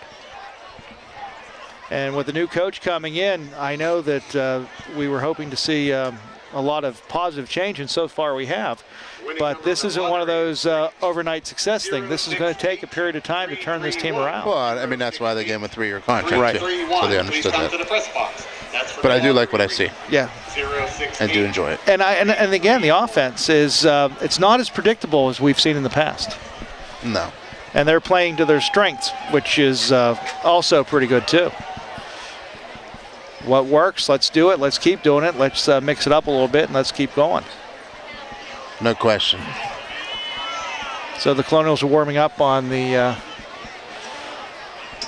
right side of the field from where we're broadcasting. Belle Vernon on the left. And looks like Belle Vernon should get the ball first, though, I would imagine. Kickoff first one to the Colonials. Right. So. And perfect night for football, high school football. Now there's a little bit of nip in the air. Yeah, I mean, that's why she definitely got the long sleeves on tonight and bundled up a little bit. When I got in the car this morning, it was definitely football weather. It was 52 when I got in the car to drive to work. It was good. So a minute 16 here. And like I said, Colonials will have to kick off to Belle Vernon. I personally think that Belle Vernon will, if they do score here, that's probably going to put them in a position where, they probably start looking at their reserves right away. So we got word from my camera crew on the other side that the band we were not able to get it, so we're going to have our view of the camera, which unfortunately is the back, but you probably know that by now because you watched it already. I did. That is true. We've had a rough week this week at AGTV. Let's just say that things have not gone in the right direction. What can go wrong will go wrong. And hopefully next week's a new week and things will be moving forward much better. Yeah, I mean, we've had a lot of equipment issues and room issues and stuff. So things happen. Yeah. So, they're all fixed and ready to roll for next week, I believe. And then we were asked, are we going to be there at the game Friday night? And I said, it starts year 17. Of course I'm going to be at the game tonight. No question. No question. So we had to do it. Not doing the full setup this evening. That's why we're not streaming online. But again, you know that already. That's why you weren't watching it when we were doing it live. Again, you can watch this game online at agtvsports.com, new web address for a new season. And speaking of that, what's up? Our wonderful PR announcer is actually saying what I just said. So Also online at agtvsports.com. there we go. Yeah. New domain. You know it. So I took you 7 years to remember this one. How long is it going to take you to remember the new one? I still forget it.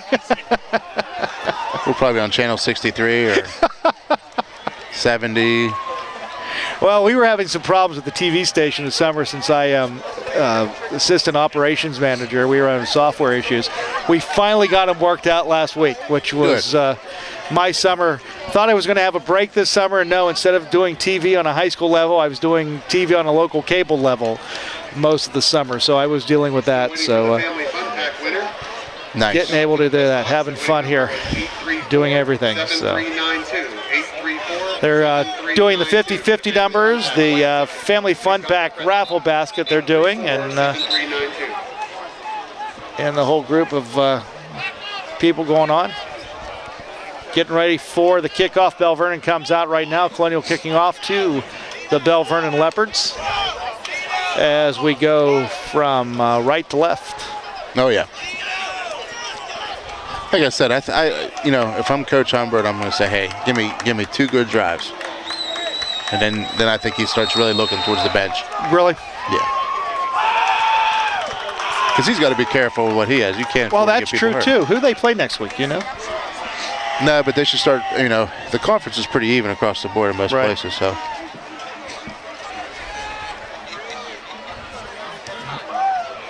Low kick to the 20. Belle Vernon comes out with the ball. And down at the 42, right? Yep. And then we have an injured Colonial. Who is that? 24. Receiving the ball was number 24, Nick Hall. Thank you, Nick Hall. Well, that's the running back. That would be Elijah Farrow. Or Elijah Farrow. Yep, number 24 for the Colonials. There you go, right there. So he's down on the field.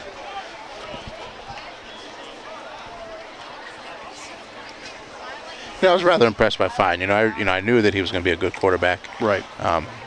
You hear a little bit about him in the offseason. Heard about him last year, obviously. The guy's pretty solid. He's bigger than most quarterbacks we're going to see pretty much all season. Mm-hmm. Different skill set. Reminds me of a Tebow. Wears the same number. And he runs very well for a quarterback that size. Now he's a senior this year, right? Yes. Okay.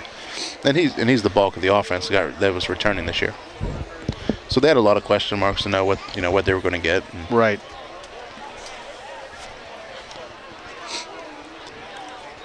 That Kona ice truck is actually doing really well tonight. Well, why wouldn't it? I mean, the only thing that would do better would be Dippin' Dots. Oh, that's right. You and the Pirates game. I forgot about that. Yeah, I mean, everybody talked about Root Sports and our visit, and I thoroughly enjoyed it. But let me tell you something. It's hard. It's a close second to my Dippin' Dots all the time. Well, the interesting thing is the former AG graduate, Roger Lenhart, invited us to Root Sports, which he's one of the executive producers there.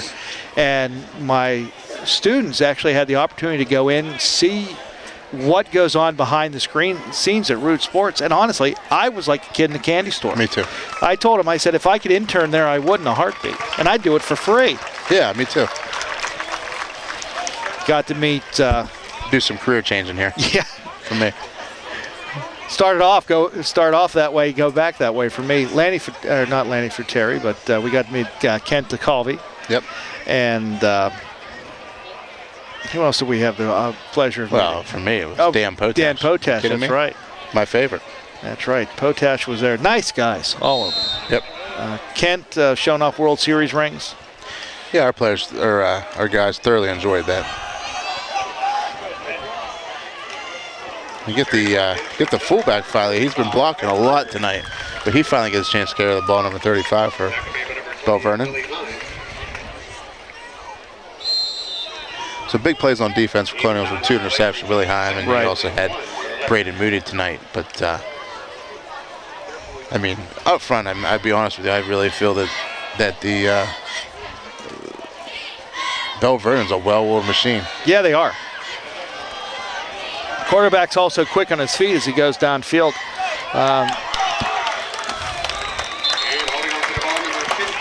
Now, I know that's one of the things they teach them, because when I played, you want to tackle their legs, not grab on their shirts. Yeah, not that guy. Because you can't pull them down with the back of the shirt. You might have played in that era where you had a chance to have to wear that tearaway jersey. I don't remember that far back. Well, it was in the 80s. That would be my goal, to play in the tearaway jersey. Nothing makes you feel like a monster running when you try to tackle and your jersey rips off. They run a little off tackle here. Off the left side. They get about 8. I was the defensive tackle many, many years ago. An offensive guard on the left and right side. Well, I think Curly, if I went back in time right now, at this physical state I'm in, that's probably where I'd play. Yeah. I wouldn't be a running back anymore. I had one interception. There you go. Best part was, ball came to me and I looked going, okay, what do I do with it now? They didn't teach us. So we did a so close. We did a freshman highlight film for our guys at the college. Yeah. And it was kind of an icebreaker. It was our icebreaker to guys to get the freshmen so the older guys get to know them and see what they can do on the field. Mm-hmm. And we had a couple of those clips where those D linemen pick one off, and like you said, they don't know what to do with the ball after they catch it. No. My coach was Mark Ferris. This was at Mars High School in the early 80s, come to think of it. Who was the rival, Moon? No, actually. I mean, it would make sense. Yeah, but it wasn't. Our rival was Knock. Knock? Knock's been pretty good lately.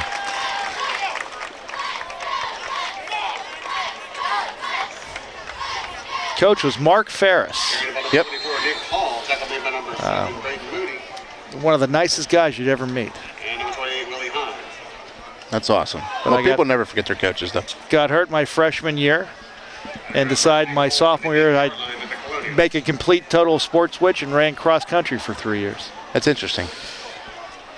That's a complete different switch here. I was tired of getting hit is what it was, because I played midget ball all my life. Pass complete, center for number 5, Tim Labuda. Coverage on play number 2. I don't know if they were going for the inside guy or throwing back shoulder, but neither looked close, to be honest with me. I think they were going back shoulder, to be honest with you. Second down, the goal from the 8-yard line. But I do like looking this way. We get to see that new scoreboard. Oh, yeah. He's going to snap, hand off. He's going to keep churning his legs. He's almost there. Nope. To about the 5. Carried by number 24, Nick Hall. Tackle made by number 78, Hunter Maseko. New scoreboard up here at Colonial Stadium. I'd like to thank sponsors First Federal Greene County, Briar Hill Steel, Schumar Welding, and Specialty Tees. Yep. That's awesome. And the Albert Gallatin football boosters. So, long time in coming. Yeah, we've needed one. We've needed one. Surprised it's not sponsored by a carbonated beverage like the last one was. That's true. Probably not allowed. Health and wellness, I guess. Yep.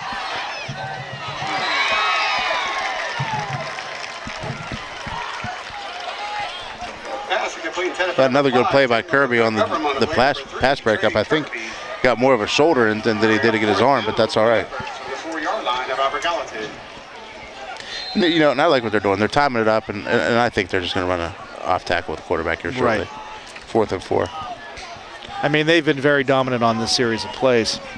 Or they act like they're running it and they toss it right over. Yeah, it's going to be a sneak pitch. He's going to go right, yeah. Yeah, see. Nice. You guys have been doing this too long, and you can call it before it happens. Yeah, I enjoy offense. 39-6. And that's a very bad place to be. I mean, the vulnerability right there is pretty tough for a DN. Hard read, and he rides it probably better than anybody else I've seen that we've played before.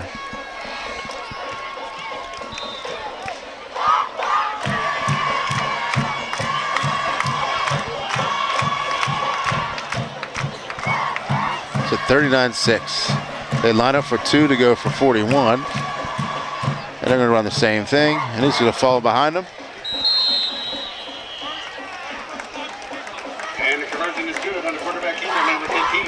41-6.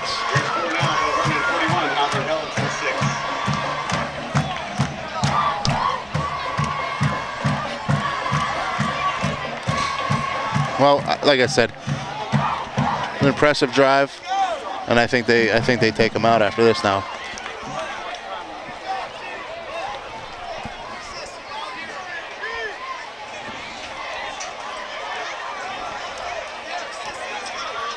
Well, I need more scores out there. Yeah, I'm looking. I'm going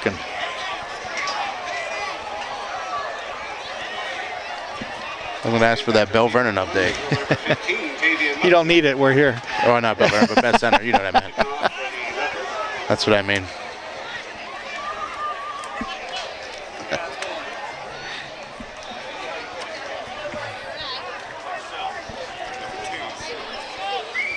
Oh, yeah. Kicking off for the Leopards will be number 75, Chris McCullough. Oh, new kicker.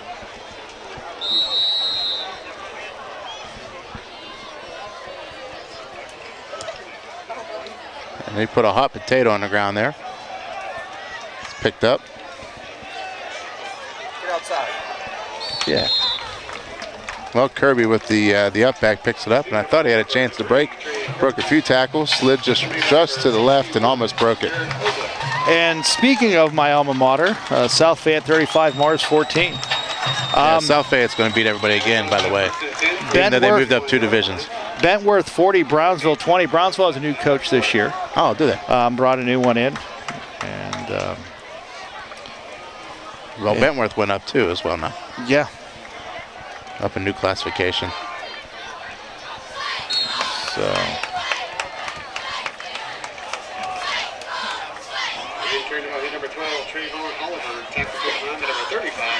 Well, Oliver gets another carry. I'm impressed by Oliver. I mean, big back.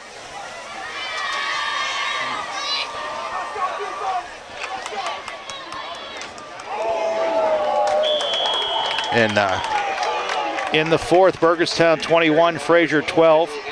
Also in the fourth, Carmichael's 20, Monessen 6. Springdale 54, Jeff Morgan 7. That's a final. Yeah, that we knew the Springdale was going to whoop up on them.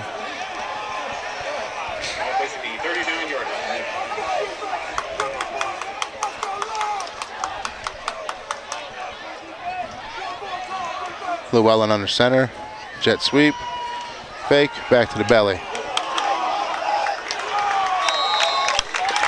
He's just getting a quick read now. I mean, linebacker has read that twice. You know, you got to throw a play action at some point. One of those scores that pops up on the screen when I look at it, and I have to look at it a second time, is Freeport 48, Vincentian Academy 14. Because when I grew up north, it was an all-girls school. Really? It went co-ed in the early 90s. Pine Richland goes ahead of Mount Lebanon, 21-14.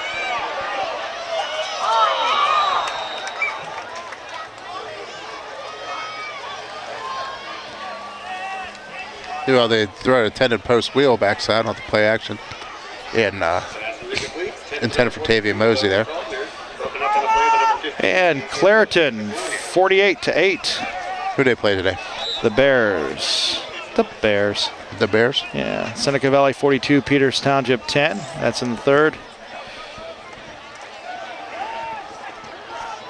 Still York 19, Best Center 12 in the third. At the end of the third. He's going to be about 3 yards short. They're going to call it incomplete. Avella 16, West Green 12 at half. Yep.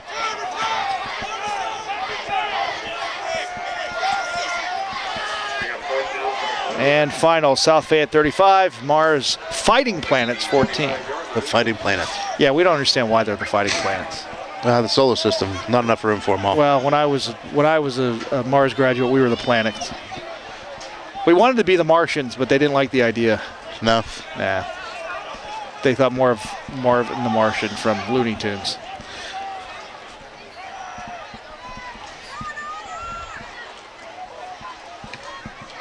Nice kick. Nice kick. Nice receiving too. number 5 goes with it. Down hard, legs taken out from underneath him. Well, one of the names they wanted to do is they wanted to call them the Mars Candy Bars. I would like that too. But that didn't go over very well. No. That ranks up there with the Kenny Millen Big Macs. Where I played the Denison Big Red when I was in college, and it looked like a stick of gum. The mascot. It's just bizarre. Wrigley was their sponsor, or what? I don't know. We beat it. We scored 70 on them, so it didn't matter. Oh, wow.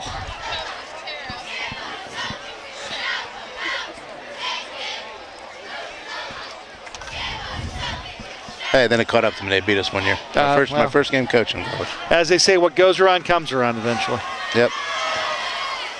Oh, I thought he had him down in the back. No, number 4 is going.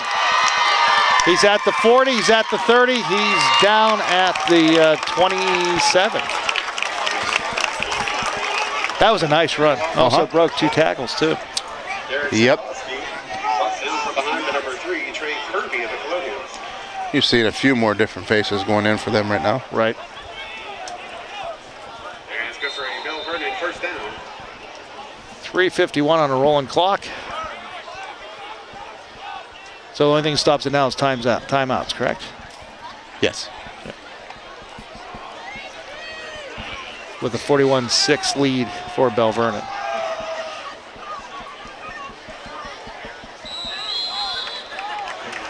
Another carry there for the fullback.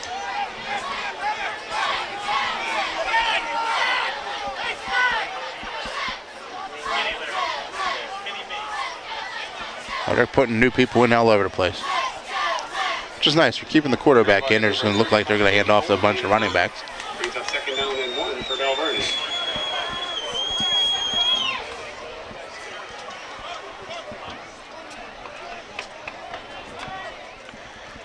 New tailback in, runs the G scheme around the edge. And he gets caught from behind there by Braden Moody. Carried by number 22, Joey Federer. Caught down by number 7, Braden Moody.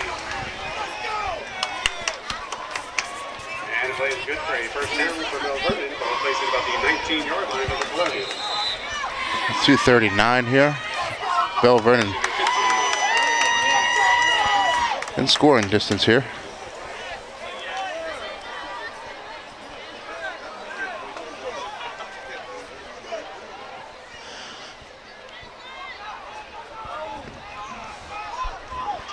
They give the running back again.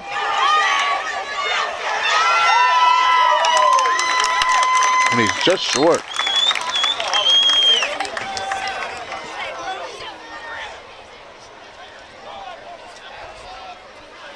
I like that the quarterback got out in front and blocked.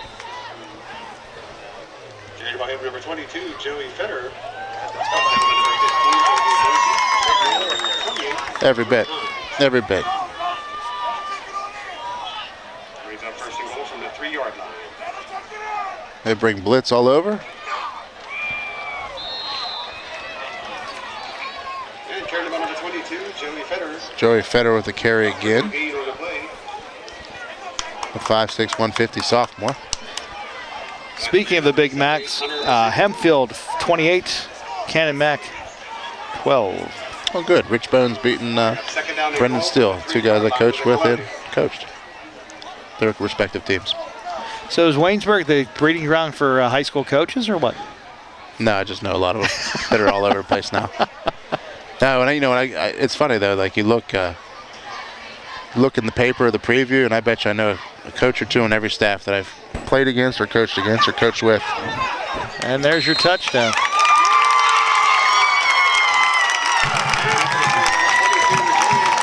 Score is now 47-6. 55 seconds to go in the 3rd quarter. They'll line up for the extra point here, going for 1, I believe. Laurel Highlands 32, Indiana 28 in the 4th quarter. Excellent game. And that probably is the nail biter there. Mm-hmm. I didn't catch if they were home or away or not. Kick is up, and it's good. And good. Kick is good by number 88, Cameron Jess. Holding on the snap for number 5, Tim Labuda. Elizabeth Ford 15, Dairy Area 20. I'm sorry, I just like saying Dairy Area.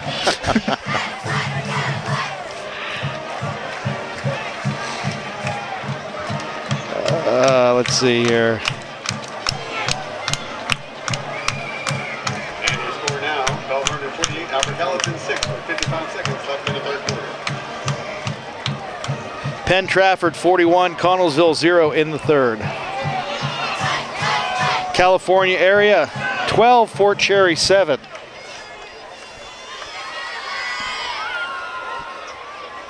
Waynesburg Central, want to take a guess on that one? 0. Mount Pleasant 28. I just knowing people in the area I knew that they were not going to have very much offense this year. Now interesting, an old AG rival at the half. West Mifflin 7, Trinity 0. It's a low scoring game.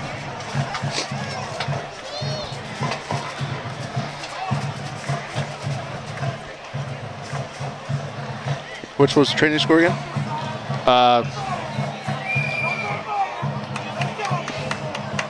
It just updated as soon as you asked me that.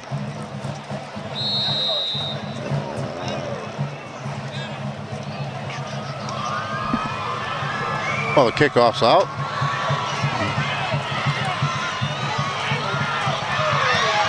We got a nice return here by the Colonials. He's still going. Wow, almost to the 50. That score is West Mifflin 7, Trinity 0. Okay. Well, he was shot out of a cannon there.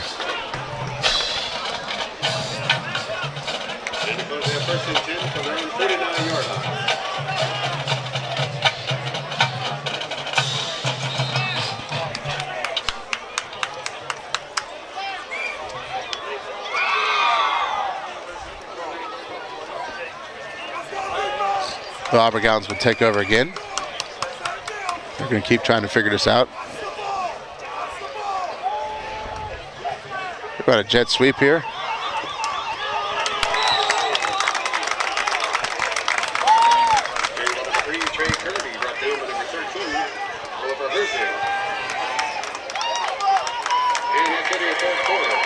And that's the end of the fourth after Kirby's a little shaken up there.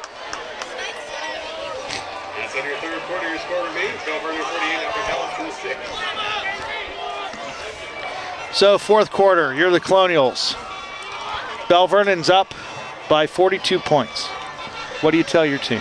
Well, like I said, this is probably the best team they're going to play in the conference, other than maybe TJ, I believe, if they're still in here. And, you know, I think what coach is really looking for is you just want to say, hey, did we put our best effort out there tonight? Right. You know, and in some ways, no, but in some ways, I think they played very hard. This is a very good Belle Vernon team, though, as we expected, though. Coming off a 10-0 season, you know, it's tough football. Oh yeah. And no one told them it was going to be easy tonight either. No.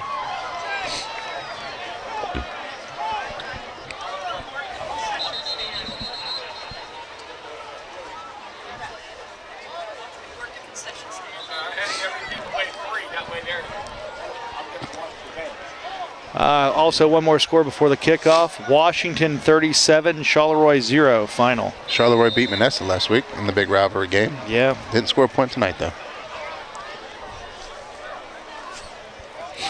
And AG actually played Washington last week and held their own pretty much.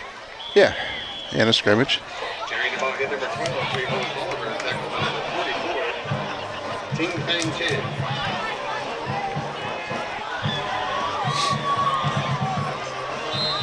Glauc's running. Get a 5-man front here from the... And Oliver with another carry. Most of the skill and most of the starting offense is still out there. They're still trying to refine themselves, get better at what they're doing. So...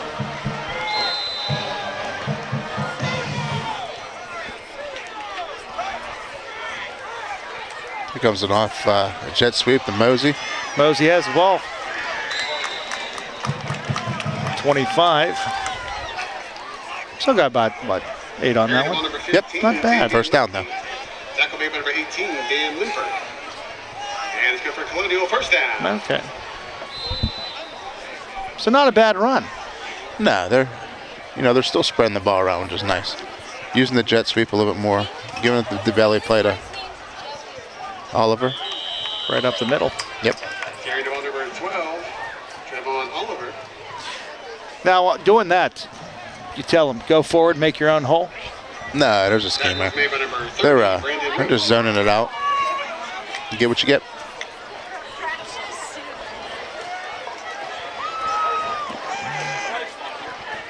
And carrying the ball number 15, Tavian Mosey to Colonial's close to a first down.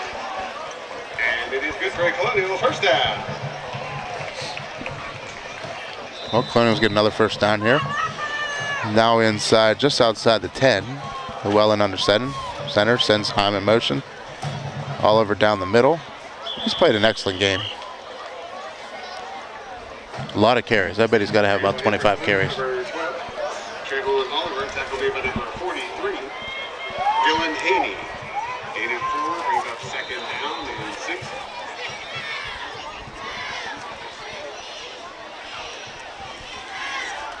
And Himes off the outside. He's going to get to about the 6, I believe, 4 or the 5. It's going to be about third and about 3, maybe. Carrying the ball number 28, Willie Himes. Tackle made by number 13, Oliver Herzer. And third down and 3 for the Colonials. I think they come back with another jet sweep here. They hand out to Oliver up the middle. He winds himself down for a first down, I believe. And carrying by number 12, Trevon Oliver. Nope, it's going to be short, so it's fourth down. Now, if Belle Vernon gets a stop here, that'll be a big victory for them. With a lot of reserves in. 68, Blake Zuboda.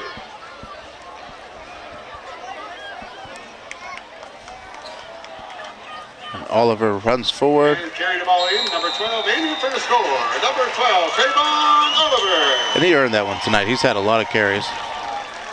And your score now, Belle Vernon 48, Albert Gallatin 12 at 8:29. That's for the game. Winning number on the stadium seats, number 53. Winning number 53 on the stadium seats. Please come to the press box.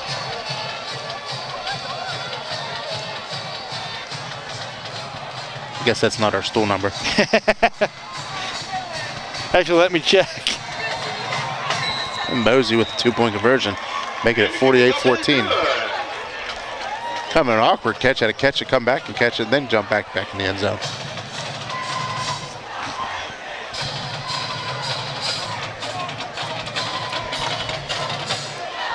So curious what Belle Vernon does. Do they just come back with a... Should just be all reserves right now, I believe. 8 minutes and 20. I mean, they're going to run the clock down as long as they can. 2-point conversion is good. Your score now, Belle Vernon 48, Albert Gallatin 14.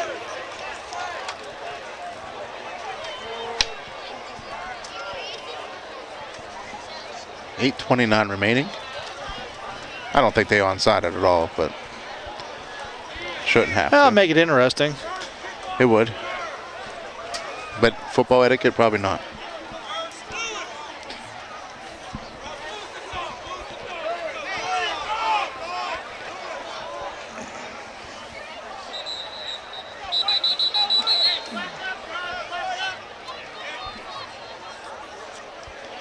At the half, Uniontown 0, Thomas Jefferson 42. Oh, they're pretty good too this year. Colonials will be number 5, Joseph Delabon. Burgettstown 21, Frazier 12. That's a good score. Springdale 54, Jeff Morgan 7 final. Mapletown 18, Cornell 0 final. Good. And Waynesburg Central 0, Mount Pleasant 28 at the half. 17, Hunter Rakonen. Well, here comes the kickoff.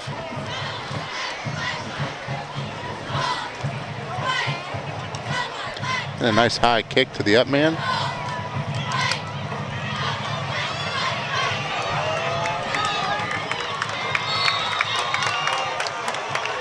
tackle was made, carried the ball number 2, Larry Calloway, forced out of bounds.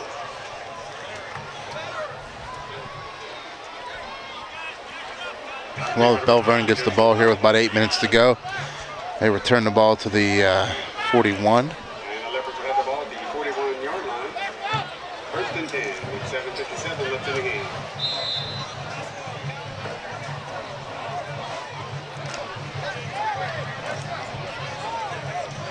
Still subbing in and out. New quarterback in, I believe, number 12. Might get a delay game penalty here. Oh, we got a center now. I guess that's important, right? Yeah, he subbed him in and he didn't want to snap the ball, it looked like. That's all right. They're going to throw a pass here. Sails a slant just over his head. Pass complete to number 13. And that doesn't matter. The clock is still running. So, I mean, this is a good opportunity to get all kind of reps. Right. Coming down to 7 minutes, 10 seconds left in the fourth quarter and in the game. 48-14, the Belle Vernon leading the Colonials. Yeah, very impressive Belle Vernon team tonight. Oh yeah, definitely.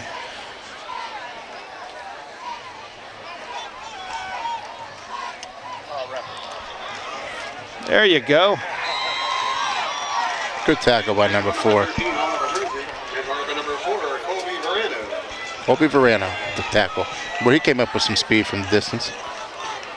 So is that any relation to what Sean had played? I don't know. And Brandon that were here. Well, we're gonna have to ask. I will. I mean, names coming out of the past there. Mm-hmm.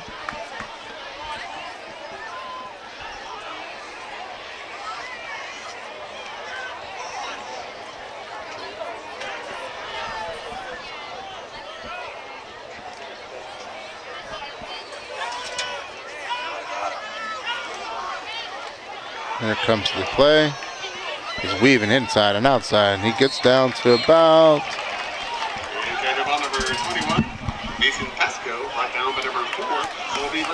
Verano with another tackle again, though.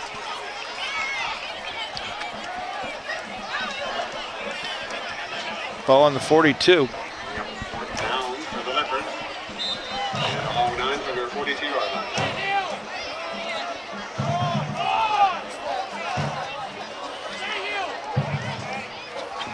I'm not sure what they're doing. There's 4th and 9.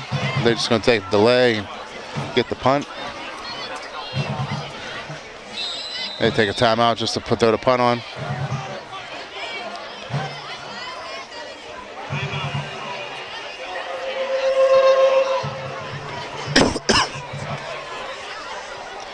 So Belle Vernon takes a timeout here. Just to get the punt unit on. Mosey looks like he's going to be the lone guy back deep.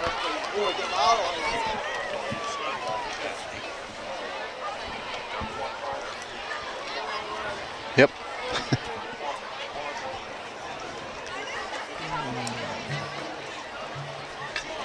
So 48-14.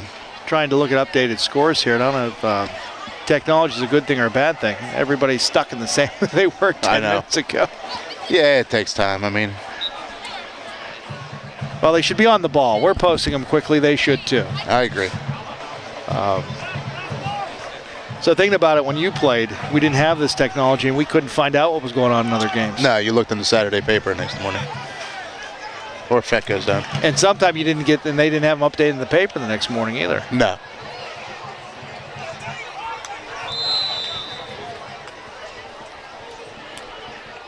Motion in the back. Willie Hyman's back deep.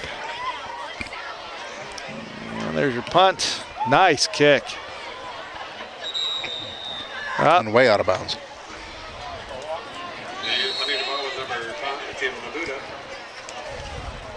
It's actually a good kick. I was going to say, out of the 28.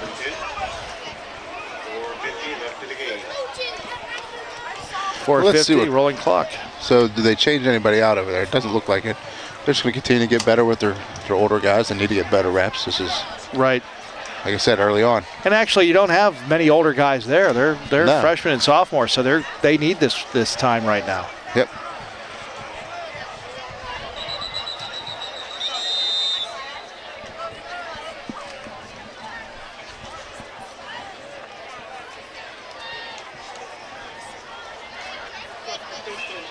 Legal substitution.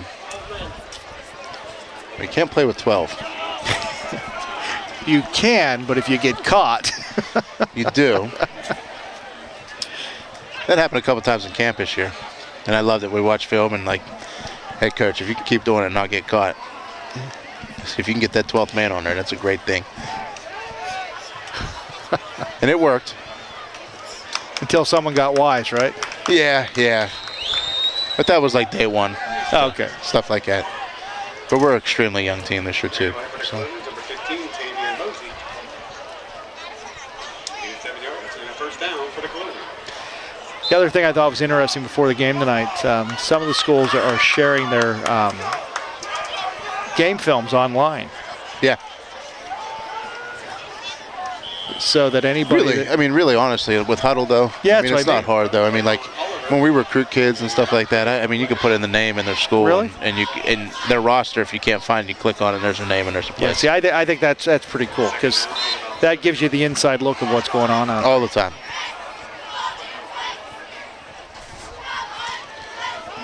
I was waiting for a vertical pass. You're going to go to Peyton for Pricky. Nice. William Heim on the post wheel. Nice pass, just wasn't there. So Llewellyn has an arm. Yeah, I mean, post wheel they like. I mean, if you're going to play cover 3 against us, that's 2-on-1 basketball. Which one are you going to pick to play? Right. But William Heim just didn't think he was getting the ball and quit running. And when the ball was out there, he was just overthrown. 2:32 left in the fourth quarter. 48-14, Belle Vernon. He is stuffed at the line. And we were starting to see a little bit of a change with Javon Davis in there. Yes. But I haven't seen him since he got hit in the leg early. Yeah, so... that hurt the Colonials, I think, offensively with some multiple different looks that they were going to use. And hopefully it's something that's not too serious. No. I hope not either. And by fourth down for the Colonials, 14-6 from their own 45. Less than 2 minutes left in the game.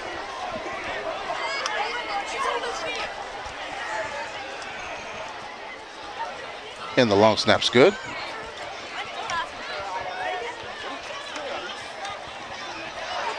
That was close. That was almost dropped on that catch. It was. In the third, Ringgold 20, Greensburg-Salem 15. Yep.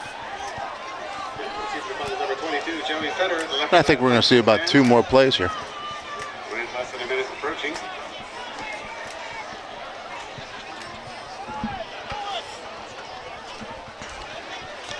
.119 and clock rolling. 48, Belle Vernon, Colonials 14. So our season, the rest of the year, we're home away, I believe. Pretty much, yeah.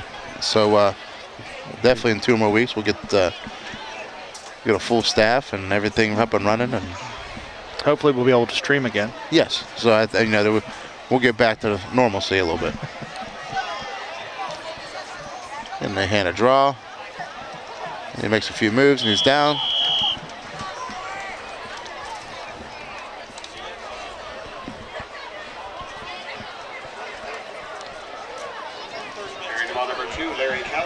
And 1 more snap maybe, and that's it.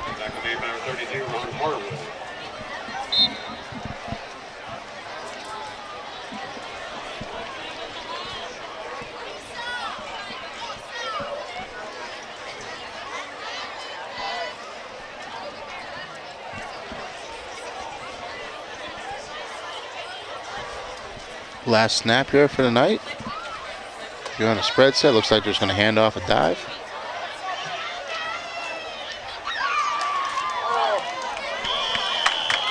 They almost fumbled, but Belle Vernon will go on top to win the game, 48-14. Go 1-0 on the season and 1-0 in the conference. And that puts Colonials 0-1 and 0-1 in the conference as well. So Belle Vernon obviously with another impressive victory as I expected. Right.